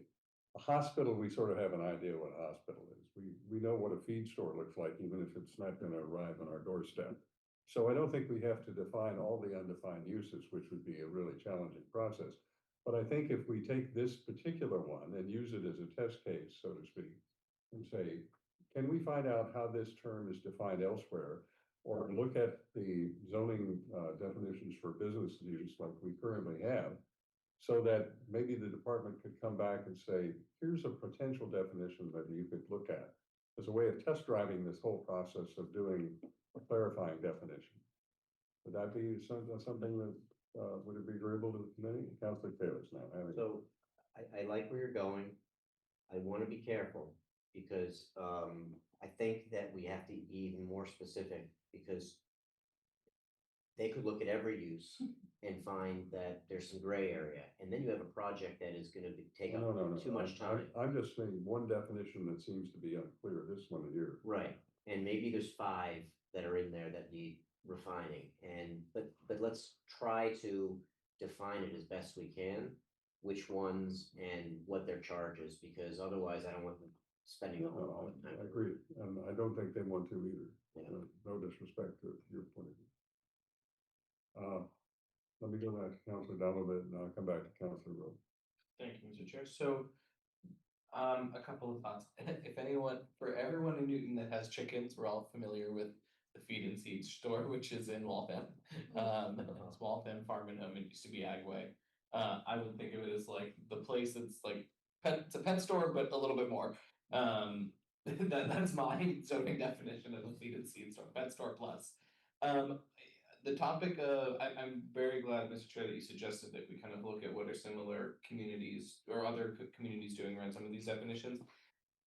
In particular, for live work, I actually have a question, which is, how is something like that taxed? Do we have a way of taxing the commercial or component of something like that? This gets a very interesting question. We tax in Newton commercial property at a more severe rate than we do for residential. So it's to an advantage of a property owner to say, I'm really residential, I'm not a business, because Right. then you're taxed at a lower rate. So yes, there is a value, now, what the assessors do is not necessarily what you do on the zoning side. So I don't want to. Understood. Just because as I was reading through, that was the one that seemed like it had 2 definitions that could lead you in 2 different tax directions. Yeah. Which I thought was kind of interesting. But I would say that the other, if I could make a suggestion to the planning team, the other place that I would look to or have a conversation with is with our own Office of Arts and Culture, because in the world of thinking about zoning for what we want to see in in Newton, and I think of artist spaces, artist studios, or craftspeople studios, and I think there are many cities around that have programs that tie the definitions of those places to kind of either programs that support artists to be here or be in their communities or what have you. So maybe a conversation with arts and culture would be helpful. Your point is the one that Councilor Albright, I think, raised, which is the definition that's not there, as opposed to the definition that is, it's unclear. Well, there's no definition right now. Yeah, I understand, Yeah. but there's no definition to even be ambiguous about. Right. So, I mean, that's a little different territory, but I think it's a fair point. Okay, Councilor Roach, and then I want to try and Councilor Gordon, I want to try and bring this conversation to a close, because otherwise we'll be. I'm just a little concerned about your suggestion that the commissioner could come to either zoning and planning or the full council for kind of definitional guidance because won't that essentially be defining the zoning? No, I'm not suggesting you just make an ad hoc. There are times when he goes through land use and has a consistency ruling, he's got a special permit that says, is this use that is being adjusted here, is this consistent with the original grant? That's one thing, he can get advice from the council. But I don't think he can come to us and say, what do you think live work means? And then we say, well, 5 of us agree it's this, and then he takes it home. We've got to get in. I didn't understand what you were suggesting. No, I think we have, we can talk about it, but until we turn it into a definition, he can't pay much attention to us legally. Okay, so all right, that gets back to my question to Mr. Lee. All right, I didn't understand what you were saying. Okay. Councilor Gordon, and then I want to Okay. come back to I Ms. Phillips. apologize for bringing this up at the 11th hour, but Councilor Albright did bring this up, and I realize it does fall under this very broad docket item, which is that there is a business in Newton Highlands that's in BU1 that is in a weird position with wanting to rent out space in a basement unit. And I've been in discussions with the planning department and with Commissioner And the question was, are there more than one businesses that are interested in this? So I am wondering if it's worth holding this item, I don't know where anyone's going with this, to potentially discuss this issue under making amendments to the zoning ordinance. We can discuss a bunch of things. I guess let me pause for a second, and Ms. Colello, you raised your hand and wanted to say something. Yeah, where to begin? A lot of great thoughts. First off, I had an inkling this may be the direction the conversation went, so I actually did take the liberty of looking at how different municipalities have defined live work. I will say some definitions are so broad, they may as well not have one. For example, primarily residential with incidental work activity. As Council President Oliver said, that would count as my apartment because I work there on Wednesdays. Others had some more kind of parameters. Let's see, what was a decent one? A residential occupancy with adequate workspace reserved for and regularly used by one or more persons residing there. Again, that could just be any kind of work from home situation.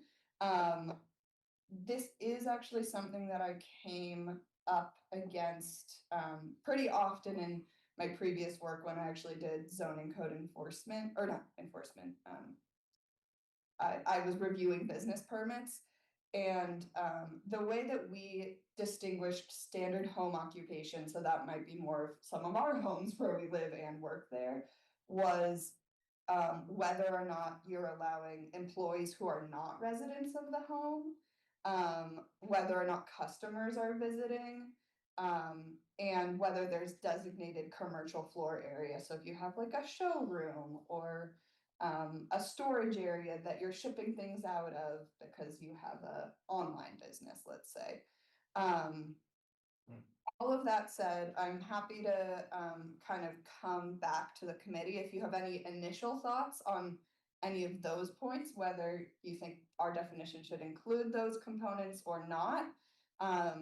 Definitely heard you on the arts and culture. I think I was speaking with Acting Director Wewell, and she was saying that in her experience, this has come up with artists who have, in-home studios, and I think that's something we all want to support and promote. And to your point, Councilor Gordon, as well, I am actually going to the Economic Development Commission tomorrow and hearing some of their recommendations. And I think it would be great for me to connect with the Economic Development Director as well and say, is this storage situation where it's an accessory use and it's not visible, something you've seen? Or are there other kind of requests that you've received from businesses for accessory uses specifically that we should know about?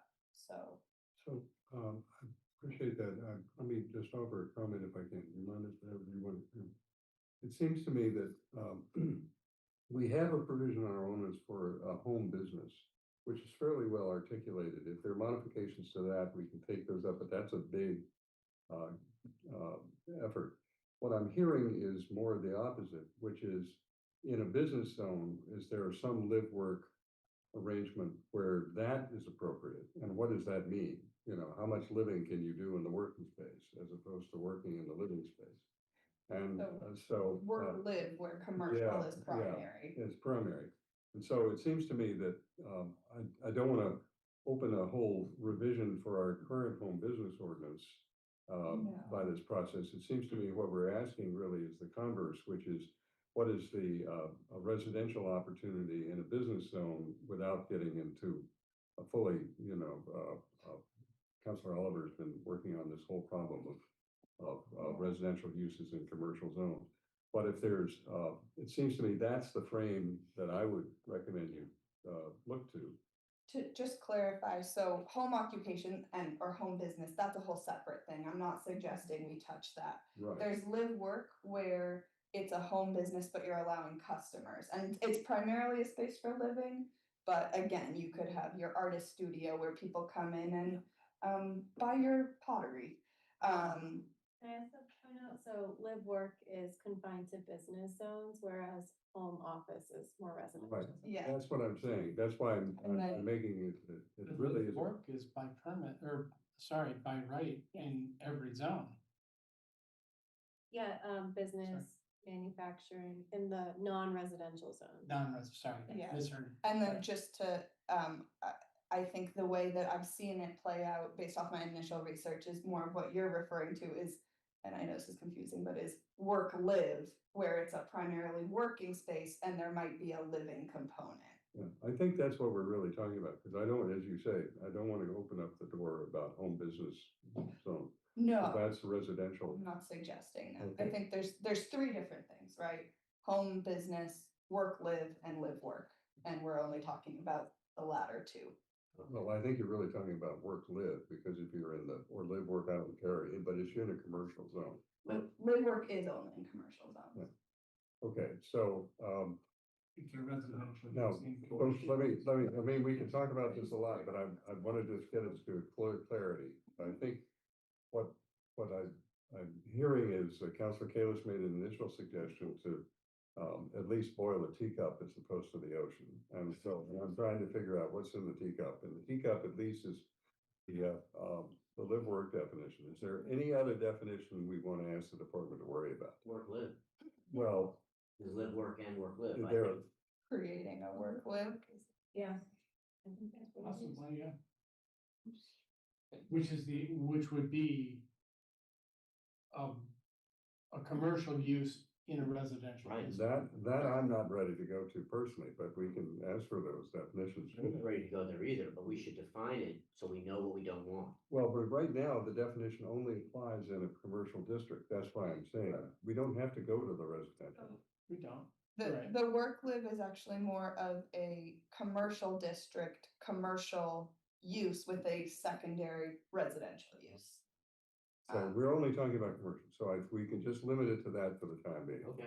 Okay, and is there any other definition in the system of the list that we have that we want to ask the department? The second one you mentioned, Okay. feed and seed, I think we get what that is. Not We get it. feeding, we decided not to. Dying. Dying.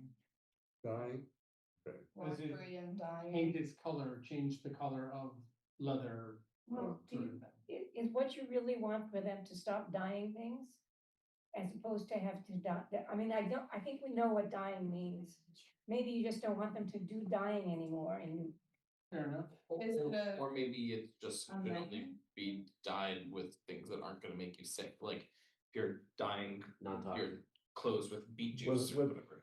Let me suggest that we, I think the live work one will be enough work, if I can put it that way, for the council. I don't think the risk of dying, DYE, as opposed to DYING is great. DYING is always present. But I would think that we wouldn't want to ask the department to go there. I'd like to give them, in other words, a small enough task that can bring back a small enough win that we can move forward. Yeah. could I suggest to Councilor Gordon that you docket something specifically about that one? Yeah. So that, Let me just respond that, I've already talked to the EDC. Several people have contacted them about this one item. So they have not heard from multiple businesses about this item, but they've heard from multiple people. So And- we can and continue your that point is chat. well taken. If there's something we need, and if there turns out to be the cultural is, want to come to us with a definition that's not in the system, but right now, that is it. that's a separate item. Right now, I just want to focus on responding to the initial effort by the president to get some conversation around undefined terms. And we give the department a charge to come back with a definition for a live work or work live in a commercial context, right? We're talking about commercial zone. Is that fair? Everybody? Yeah, Councilor Dow. The other I would add, or, I don't know if you were finished with that thought, Yeah. though. Yeah, I'm finished with that. Okay, I don't think I understand what job printing is versus printing, publishing, and production establishments. Job printing. Those are two separate things for some reason. Job printing is 6/4/18 and printing, publishing, and reproduction establishments is 6/5/12. I don't know if printing and publishing means like a publishing house Yeah. versus, The first so commissioner. so- Come out by industrial, which is the printing, publishing, reproduction, and then business is the other one, the job printing. Yeah, we have Oh, lots it's of jobs. one Kinko's and the other one Kinko's. Yeah. Yes. Newspapers. Okay, so. and Publishing. Well, like let me- Keyword definition. Let me make a suggestion. While there, I grant you, there may not be an easy distinction between the two. I don't think we're faced with an imminent problem with that use. So I'm gonna suggest that we solve one problem first if we can, and if we have the time and the bandwidth, we come back to another one. Counselor Oliver. I see parens in our future. I'm sure there will be. But if it's agreeable to committee, I'd just like to get this one started. Yes. Motion to hold. Motion to hold. All right. Ms. Colello, are you clear on where you're going? Live, work, live. Okay, all right. Okay, but we're talking about in a commercial zone. Yep. Okay, Yeah, I think we're only looking at the definition. We're not Yeah. changing use. Yeah. Location. yeah, okay. All right, a motion to hold. All those in favor will say aye. Aye. Opposed? Aye. Okay, an abstention? All right, that has a vote. Thank you very much. Okay, onward. The next item is honor the mayor. This is at 6526. How are we doing, folks? Anybody need a break here for a minute or short? Let's take a short bio break and come back in 5 minutes, okay? Everybody. Awesome. Stand, move around. Recording stopped.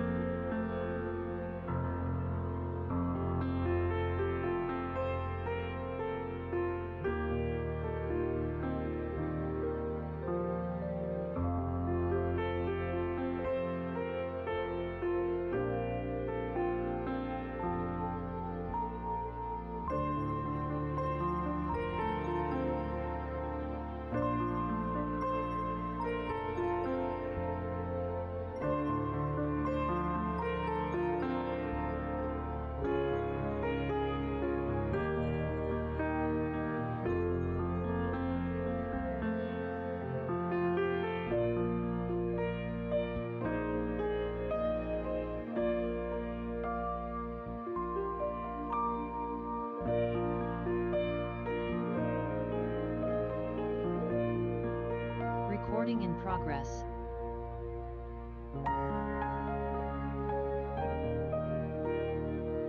All right, we had live, work, and driveway. Okay.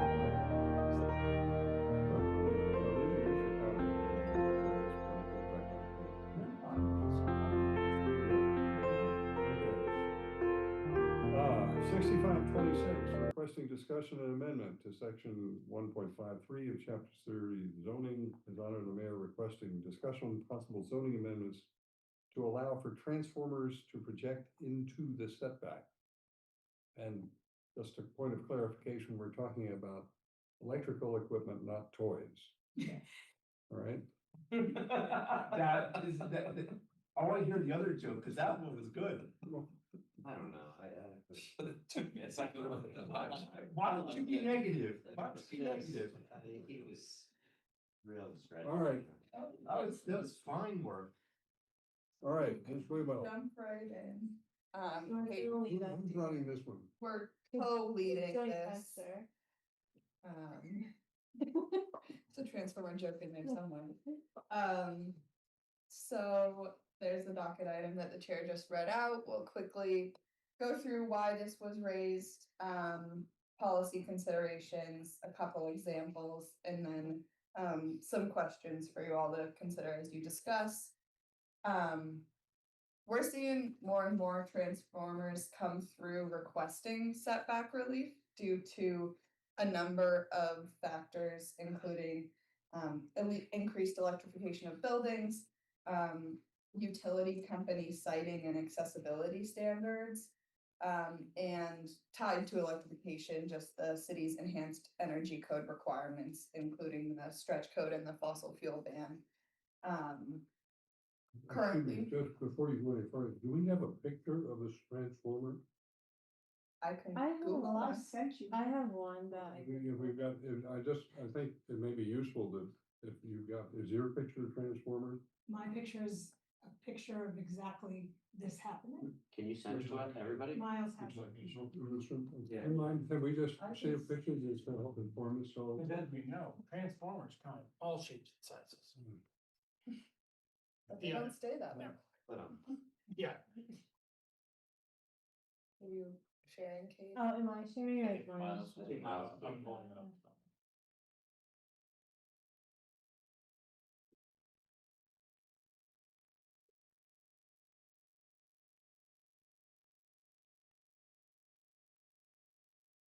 The green box.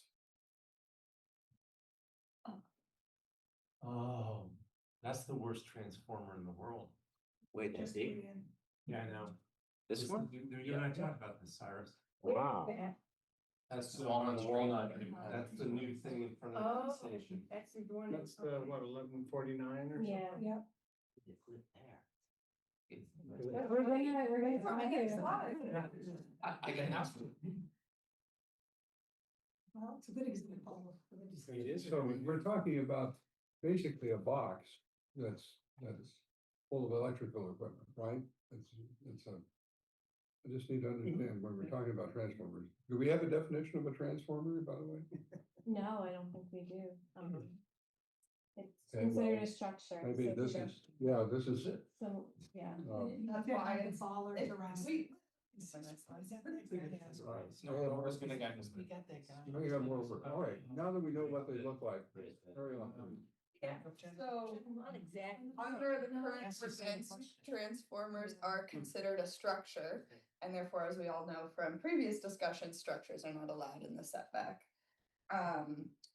Which would be a non-issue, however, because utility companies often dictate transformer placement based off of operational and accessibility requirements, the final transformer location, coordination may not happen until construction, which leads to minor shifts in transformer placement, and can unintentionally create zoning violations for which relief is required, for otherwise minor encroachment. So let's say, an inch to the left, a couple inches forward. Therefore, we have more special permit requests, and as you all know, that leads to more administrative review for applicants and staff and land use, inspectional services. It can delay occupancy and project closeout, and can create possible conflicts between the utilities' safety requirements and zoning compliance. So all this boils down to kind of two key points, just to summarize. Electrification is increasing transformer demand, so we're just seeing these more, EV chargers require a lot of electricity, our fossil fuel ban, which means they're often larger, and necessary. And ground mounted equipment is becoming more common, so as they become larger, they're less able to put them on the roof. And again, utility companies so have a significant hand in where those are placed for clearance, access, safety, maintenance operations. There's required distance from buildings and other infrastructure, and that can conflict with approved site plans, landscaping requirements, parking layouts, and as we were discussing today, setback requirements.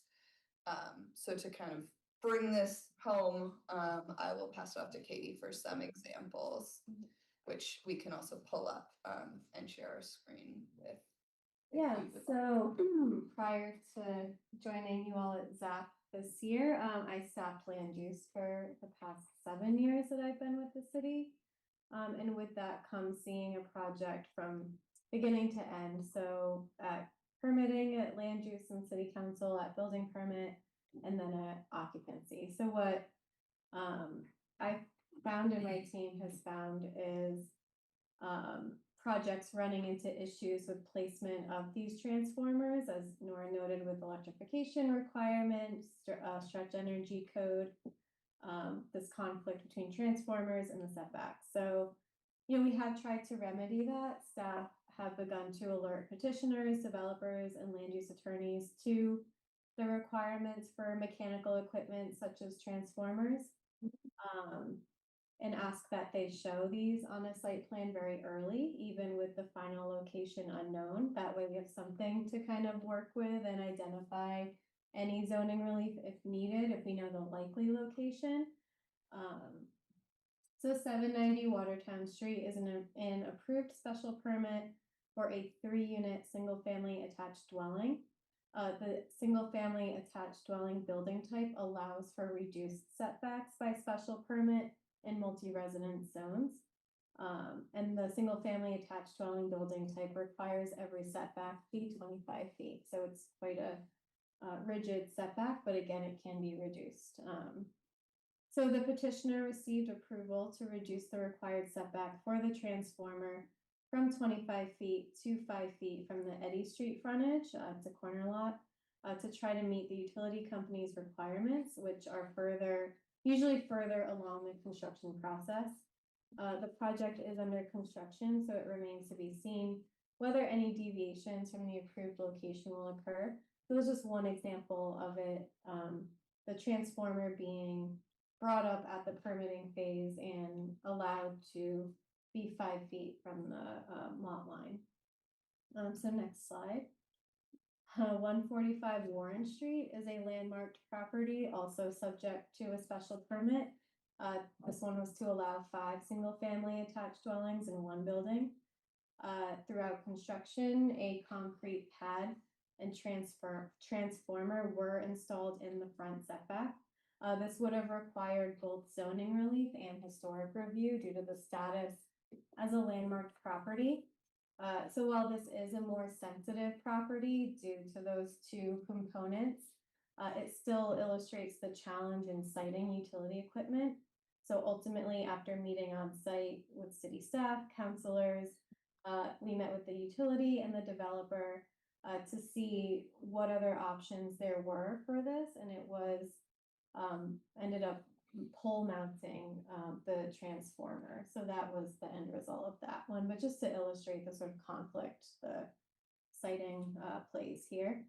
And then next slide. So 15 Lexington Street, this is a 24-unit multifamily project approved by special permit in 2019. while trying to close out their building permit and seek occupancy. Staff observed transformer locations shifted on the plans about 2 feet, placing it within a required setback, but still 9.1 feet from the side property line. On that same edge, the building maintains a 58-foot setback. This one's a little bit different because it's an MR3 zoning district, which ties setbacks to the building height. So in this case, the building was 35 feet. And the side setback is required to be 1/3 of the building height, and that's about 11.6 feet. However, the transformer was placed 9 feet from the setback, so they have an issue there. And the rear setback is half of the building height there. So like another example of where these end up being sited and how close they are to the lot line. So the next slide. Before you do that, can I just ask a question? Is this one done or is it in process? It's the 15 Lexington. It's so I think it's pretty much close to being done. So we've been kind of pulled to review for occupancy, and that's where we find any deviations from the approved. No, but where you found a deviation here, because it was approved at 11. Yeah. And then it ended up No, at they have 9. to remedy it somehow. It might be a variance, Or or do they have to moving it. amend the special permit? There's a special permit? It might, I'd have to check, this was a newer example that was just brought to my attention, so if they're allowed to reduce setbacks for the MR3 building, that would be an avenue via special permit. However, if it's just a straight zoning violation, that's a variance. So they'd have to fix that, move the equipment, so I'm not sure what. They the either have process- to get a permitting approval or move it. They can't just leave Yeah, it. they just can't leave it there. Yeah, so that But the also, resolution isn't clear yet. yes, Is that, it's an ongoing issue, Yeah, it's just, and yeah, just to illustrate that, these types of deviations, and especially one here that's driven by new requirements for electrification and energy, can hold up housing units from coming online, including inclusionary units. So lastly, it's important to note this is a reoccurring issue where maybe the zoning law is not quite kept up with innovation and technology. So while we can ask applicants to demonstrate the location on plans early on in the permitting process, the location of the equipment is ultimately up to the utility. The questions on this slide are important to consider with the current energy requirements through the stretch code and electrification. So should transformers be treated differently from structures and buildings for setback purposes? What level of encroachment is appropriate, if any? Should any screening requirements be incorporated if there were to be a change made? And how should the ordinance balance the following goals? So that concludes the planning presentation. okay, before we get into comment on this comment that even in a historic district, I had to get approval to install a Yeah. charging device, even though I don't have an electric car. Someday I'll have one, just for that purpose. A lot of hands went up here, but I'll start with Ms. Gordon because you brought us the picture, Councilor Gordon. I'm actually I think it's important, well, a couple of things. One, I would love to see photos of the examples there. I'm very visual. And as you know, I also like to know what, I guess you're saying where they were put is the only place they were allowed according to working with the electric company and the builders. So they had to kind of go there. Yeah, I think what I've heard is they like easy access. They don't want to have to go through the property or, kind of not trespass, but, go further into the property than they need to. That's also something we can follow up on. Yeah, so it would be good to see pictures of it, also why putting them on poles wasn't available, and also can they be undergrounded? But also for some of these, as the first picture showed, you need to have bollards, and I think we need to consider that, because if you're talking about someone's front yard, not only may they have a box, but then they're going to have bollards all around it, so I think that needs to be in the discussion. And I'll hold it there, I'm sure I'll have other things, but. Okay, I'm just gonna go down this side of the table. Councilor Oliver. Great, thank you. So I've heard that the utilities kind of dictate where they go. So how can they why are we trying to figure out if they can go in the setbacks if the utilities are saying thou must have them there or within 5 feet? Or I'd like to know more about what their requirements are, I guess, as part of this. And I do think that there's also a question of, like the example we saw from 1149 Walnut. Obviously, they're all shapes and sizes. They're not all going to be that large. I'm kind of curious about just what are we basically signing ourselves up for if we say, yeah, okay, if the utilities have to have them there, I'd like to know, well, what are we opening the floodgates to? In what cases do they require bollards? I mean, I just find it really interesting, like, do the utilities have to have access to these at 3 o'clock in the morning when a homeowner wouldn't have invited them? Hey, I've got a problem in my house that is related to the transformer, and the utility says, all right, I'll be there tomorrow at 2. Well, then put it in the backyard. I don't care. It's a service call. Love John, but doesn't mean you have to put it by the street. I don't think. Yeah, for it. We're gonna move around here in just a second. Are you done? I am so done. Counselor? Leonard? Well, just to Councilor Oliver's point, I think part of it is they need access during fires. What? During fires, they need to be able to shut things off easily and quickly. This is my experience from having fire. This is the bane of every architect's existence right now. Where to put your transformer just drives us all crazy. And part of it is that they need to be able to get right up to it as quickly as possible and turn the power off in buildings. Okay. Yeah. I'm just curious if that's the case, why, because I think it was mentioned that they used to be on the roofs and that wasn't an issue. I think it's a scale issue, so it depends on the size. So for, as buildings electrify, you can't, based off the scale of the building, the mechanical can't all sit on the roof. If it's a larger mechanical box, it needs to sit on the ground. Okay. Counselor Albright, moving down the thing. I think So just to add to the conversation, we have these transformers all over the city in public spaces. And Parks and Rec takes great pains to wrap them in something that's beautiful, as opposed to the way that blocks look there. So whatever we do, could we, if they have to be in that spot, can we make sure that they are something beautiful as opposed to that what we saw? So that's a suggestion I would like you to look into. Do we have to define beautiful? Yes. I had four or five questions, and you guys all asked them. Sorry about I that. have one left.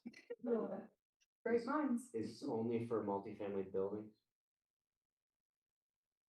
That's my observation on seeing them, but it could be 2-unit, but those setbacks are generally more forgiving. I think also just is, again, the scale of the building. Yeah. So right now we're only seeing multifamily buildings in this scale. If hypothetically we had an office building get constructed, I would imagine it would face the same I issue. just want to be careful. I want to really understand all of the examples and as much as we can, Yeah. because this could become something that grows. And I'd love to know what other communities are doing to manage it. I think art is great on a lot of these, but we just need to know as much as we can, so we can. I think we need to regulate in some way and make sure we don't end up as a city with all these boxes all over the place. That's a good. Yeah, I'd follow on that we of course want to meet our electrification goals, but at least 2 of these examples are in really residential neighborhoods. So I think just going back to wanting to see pictures, I think that makes a difference. Like, I'm not sure in my house, if I went electrified, I'd want, beautiful Newton Center on my electric unit in the front of my yard. Even though I think they're lovely. Well, no, I'm saying, I know I live in Newton Center, and if I did something and they said I have to have a transformer in my front yard. I like your suggestion, but I think it works in public spaces. I don't know how well it translates into neighborhoods, and at least two of these addresses are in very residential It could neighborhoods. be flowers, it could be fall clay. It Could be a favorite anything, color. not just It'd a, be a picture of me. yeah. I would definitely do a picture of you. There I don't care. Could we combine raised beds around the transformer? Yeah. Would that that's a- do- What if that's a transformer in the raised bed? Actually, you could enclose it and it would be considered an accessory building, the transformer. Oh, Huh? that's already legal. Don't know if they've allowed that. Yeah. Sorry, Counselor Wright, But and then you- Counselor, Thank you. Commissioner. I certainly want to hear from you, but Counselor Wright, let me ask the Commissioner for a moment, Sure.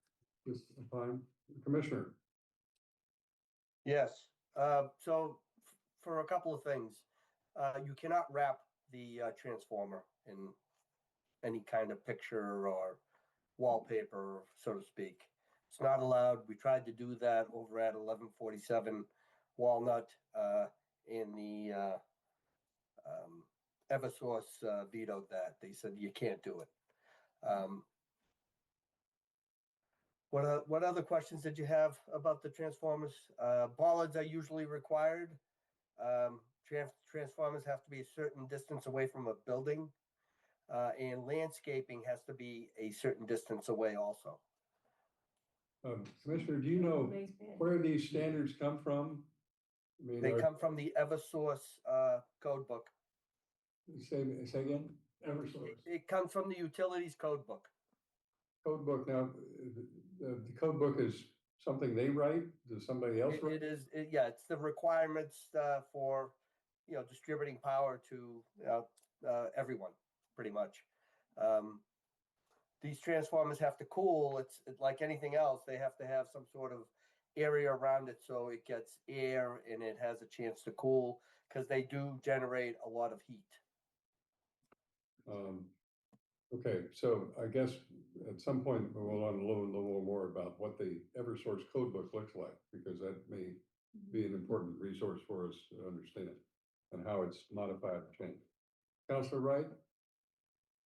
Thank you. I have a few questions. I don't think they could build a, something around it to make it into a structure or whatever, a little, something around it, because then you need some air source flowing. A couple of things. First off, I think it's poor planning on the developer. If they didn't build right to the setbacks, they would have more room to put it in the setbacks. So that should be put on them, that they should be thinking about it ahead of time. A question for the commissioner, maybe he has a rough idea. How much ampage do you need going into the building that you need a transformer? I have 400 amps coming into my house and I don't need a transformer. And I think we should always push back. If they need a transformer, put it on the pole if you can. Now, a bigger building, I think they're gonna have to have a bigger box. But the historic building, there was 6 units on there? And, they could put the transformer up on the pole. I don't know if that's more expensive or not, but that's a possibility. I wrote down a few more questions. Some of them have been asked. Yeah, well, and what's the current or the load they need in order to get a transformer? And what about generators? Is it kind of similar to this? I mean, I have a backyard generator too. And do transformers, are they noisy or not? Because I've had complaints about transformers. And how often are we getting this being an issue? I mean, are there other people that are putting transformers within their setbacks, and so therefore it is not an issue? And let's see, I'm just going through my notes. Yeah. I think that's about it for right now. Yep, that's it for right now. Thank you. And I was wondering if the commissioner could answer a couple questions that I did raise. What are your To answer your first, one of your first questions, If the transformer was put under an accessory building or some sort of a cabana opened on all sides, it would be allowed in the setback. Yeah, but that doesn't really hide. Just saying, yeah, I'm just letting you know, I'm answering your question. Yeah. As far as Yeah, no, noise, because it needs air circulation, so that's Yeah. why a normal shed would not work. we actually have one already in the city like that, so just to give you a heads up. Also, noise, they hum. So I'm not sure what the decibel range is, but they do tend to hum. I'll give you some sort of a tonal noise. As far as putting them on the pole, some can go on the pole, depending upon the size of the pole and how new it is and how many cans, because typically when you see a box like that, that usually takes the place of that particular size. You ever see the gray cans on the telephone poles? They're pretty big. That is a transformer, and you can put up to 3 on a pole. So the one at 145 Warren Street that Katie was just talking about, we were able to get that one on the pole, and that was 3 cans, and that's the max you could put on a pole. And that's for what, 6 units? Do you know what That was 5 units. 5 units, and how much power is going into I that? don't know. More than likely, we're seeing more homes, I think now, having 600 amp services for the load that the homes are now carrying, even for single family homes. I'm not sure what requires a transformer. That would be a great question for the utility. You did have questions about generators. Generators have to be outside of the setback.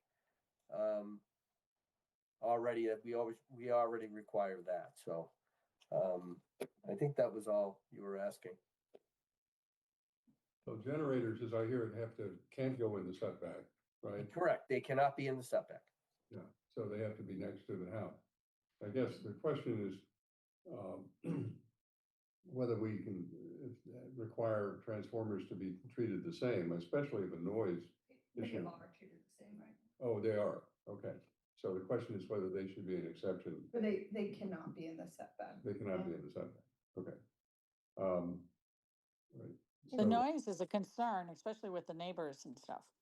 Yeah. We have the noise ordinance talks about a tonal noise of a certain decibel level above background, right? I've forgotten whether it's 5 or 15. It's 5. 5? Yeah. Yeah. And you know, that can be really annoying to a neighbor if it's right close to them, because it decreases with time. Ms. Wheeler? Yeah, I just wanted to kind of address some of Councilor Wright's points. I think for me, this has always been an issue of, we have all these other regulations in terms of electrification and you know, what are the unintended consequences of those? And these equipment to provide the service. But I also, you know, I don't know if it's exactly right to say the developers are building to the max. The 15 Lexington Street, the transformer is 9.1 feet from the side property line, but when you go further back, the building maintains a 58-foot setback. So that's not really accurate to say they're building to the full extent of the property lines. And then I think the 1149, 1151 project approved by special permit was also a rezoning to mixed use 4 that actually allows a 0-foot front setback. So it's very important to consider the zone you're in. I do see it being a little bit more sensitive when it's a single family attached in a multi-resident zone, because that context is probably a little bit more residential. It's typically, you know, converting a single or a 2 family use to more, whether it's 4 or 5 or 3. So I just wanted to address some of those points. Okay, Councilor Gordon, then I come to Councilor Albright. Oh, I'm sorry, I didn't see that. Apologies. Councilor Rowe. I just wanted to make the point that, thank you, Councilor Gordon, that, EV uptake is probably gonna drive and our demand for and rewarding developers for, or, you know, requiring developers to do EV chargers, gonna raise the draw. I went into this and read this thinking so just want to make that point. Moving on. I read this today and thought we're kind of like, well, you know, the utilities come in and they kind of say, we'd prefer to have it here than there. If this is code, this is entirely foreseeable, then I think that we can have a harder line on this because it can be built into the design. It sounds like this isn't coming up as a surprise because things are arbitrary. It's coming as a surprise because there wasn't planned properly. So I'm inclined to think that we should not be making exceptions for something that's knowable. And I know that that has some consequence too, because that's going to increase the effective setbacks, because if you have to have the transformer a certain distance from the lot line, and you have to have the building a certain distance from the transformer, that is creating a smaller Agreeing envelope. with me. What's that, Councilor Wright? Oh, sorry about that. I was saying you're agreeing with me. I'm not sure that was recognized. No, we are agreeing in the consequence. I'm not sure. I'm a little more, perhaps a little more upset about it than you are. But no, I think that this is all knowable, and we should then take that into consideration and say, if the transformer is required, do we, you know? But it's not the way I understood it, where it's coming up at the last minute. This is all knowable in the first instance. So, I will just say that I find myself agreeing with Councilor Roach. I think. How's it feel? No, amazing. So here we are. But I do think the question is, if you design into the project from the outset and say, if we're going to need this, then design it appropriately, rather than, let's say, to the neighbor next door, guess what? Utility showed up and tell us we've got to put this here. Thank you, Mr. Chair. I guess sorry, Councilor Gordon, go ahead. You're responding to this and then I'll. Yeah, I think I would just say that it is not as knowable as it might seem. This is one of the challenges that it just makes basically every project really hard. And I think there are some instances in which an architect can maybe get the power company to commit to, or to like mostly commit to it, but they still at the 11th hour are totally, they can just change it. And that's and you might design a whole corner of your building to be missing to put that transformer in, and lose out on 3 units that could have gone there. And then then they'll say, actually, that's nice that you made a space for it, but we do really need it right at the street. And so you know, that open space you left is kind of useless to us. Okay. Councilor Gordon, and then go down to Councilor Allen. I guess to follow up on Councilor Roach's point, so in public facilities, we're always approving poles and transformers and adding poles. I don't like poles, so I'm not saying that's a great solution. However, that is something that you would know when you're planning what you can put on the pole, because you can see how many transformers you already have and whether you need to add another pole. And this may come down to, and I think at least in PF, sometimes it's just a question of money, right? How much it costs to put up another pole, who's putting up the pole. So I think as much as this could be planned for ahead, is an important aspect to making this decision. Well, Thank you. To your point, Councilor Dumboved, it does seem to me that we've already heard that, you know, from Commissioner, there's a book that published by, you know, Eversource that says, hey, these are our rules. I want to know what those are, because I agree with Councilor Roach. If we're in a position that these are knowable problems, then those are the rules. And if somebody comes along and says, oh, I got them to bend the rules, like you're pointing out, maybe not, they could come in and tell us, no, I gotta follow my own rule book instead. We should be following their rule book, or at least consulting with it, because they're knowable. These are challenges that we can address, and I think we should. And I think for us to simply say, without doing that level of homework, and simply say, oh, well, if the utility says so, then yeah, you can put it right up here by the street and we'll put two, big ugly yellow bollards right in front of it every time.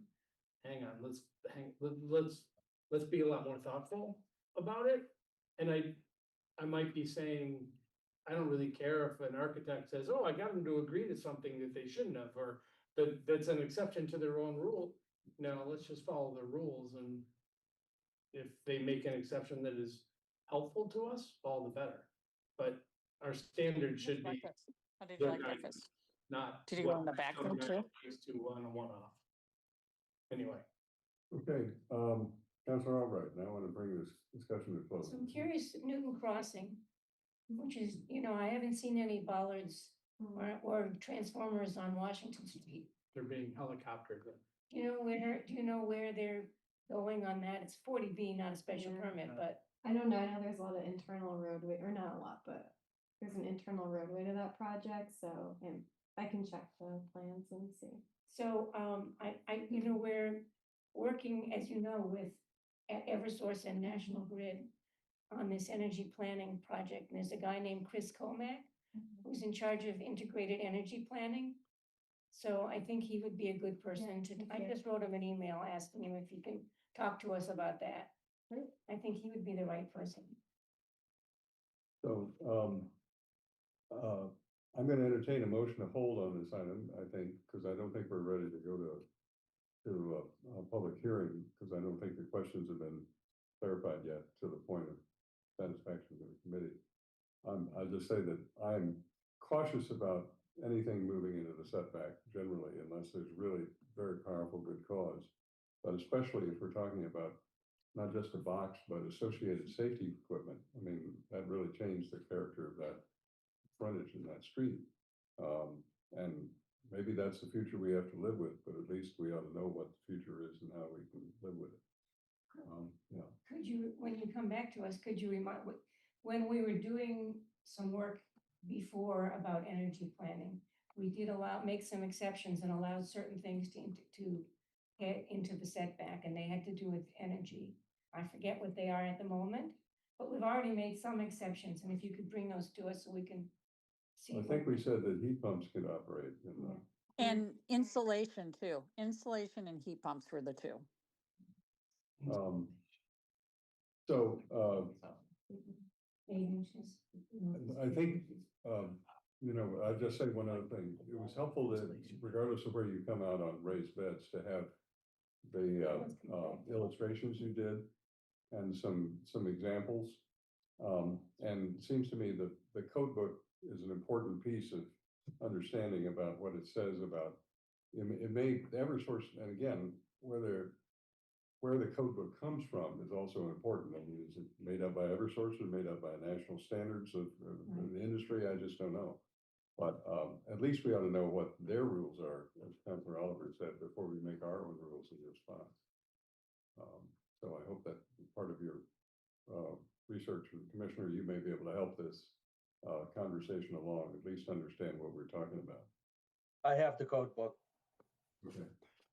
All right. Can I borrow it? Yeah. That's easy. You're just down the hall, across the street, so to speak. Across the I'd like to know if the code book includes anything on raised beds, first of all. Secondly, and fold. Oh, the Councilor Gordon wants to make a point, and then we'll take the vote. I just wanted to say in the memorandum, from Ms. Wewall, et cetera, there is the mention of the related exemptions. So it's in the packet. The picture that you showed us, Yes. is that a transformer, and why, and it has no bollards and. It does. It does. I will see yellow bollards. And you can put the picture up again, just. Yeah. I will share that this came up last Can you week. put it up on the? In the Newton Highlands Area Council, people are very, very upset about it. So Good reason. I didn't even know this was docketed when that came up, so I went to the picture to bring to mind. How did that get approved? That's the property, that's the mixed use. We all zone. loved it. But I think we're still working with that applicant to close out their permit based on some of these issues. It was a special permit too. And Yeah, then so it's- that's why I'm wondering, is there any occupancy in that building? No. Not yet. it's been- Because of the transformer? there's a number of things we're waiting Is on. there a tree next to this? There is. Some other- yeah. A tree grows in Newton Highlands. Yeah, Wow. but that's also right in the middle of the sidewalk. It is the world's ugliest box. Oh, come on. You might not. So you used to see the credentials. Can you walk that, can you? walk past that box? entitled to my hyperbole. Walk Yeah. through it on the sidewalk. It's a box. At the edge, yeah. But the Oh, so bollards are nobody's in place.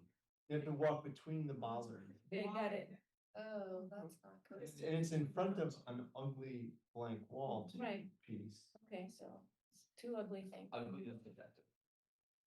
There we are. Okay, all right, you moved hold. All those in favor say aye. Opposed? I, All right, the ayes have it. Thank you very much. This is That's it's interesting, Thank interesting matters. We've got one other item on the agenda. This is 12926, the reappointment of Marcella Mariano. Am I pronouncing that right? Marino, excuse me, to the Economic Development Commission, 66 Cloverdale Road, for term of office to expire on November 30th, 2028. This is a reappointment.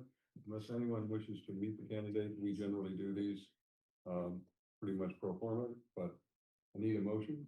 Is there a Ward 8? I think this is your ward, right? I think it's Ward 6. Is this Cloverdale 6? I'm sorry. You want to move We've in? never done that before, motion to approve. All right, there's a motion to approve. All those in favor say aye. I. Attention, ayes have it. Okay, think we're done. Thank you, folks. Thank you, Miles. Thank you, Commissioner. Every item. That's the flower. Thank you, Councilor Wright. This is now lunchtime for you. I thought that would have been like the keystone issue. Okay. Close to your garden bed, you can have it. What? Oh, we talked about that, as you said, it can't be. Recording stopped. Your flowers or gardens. No, it's gonna close the garden. And Oh, it's yeah. not there. If there were a cabana, like. That would make it hard to get Not sun. like that. Over it. You made it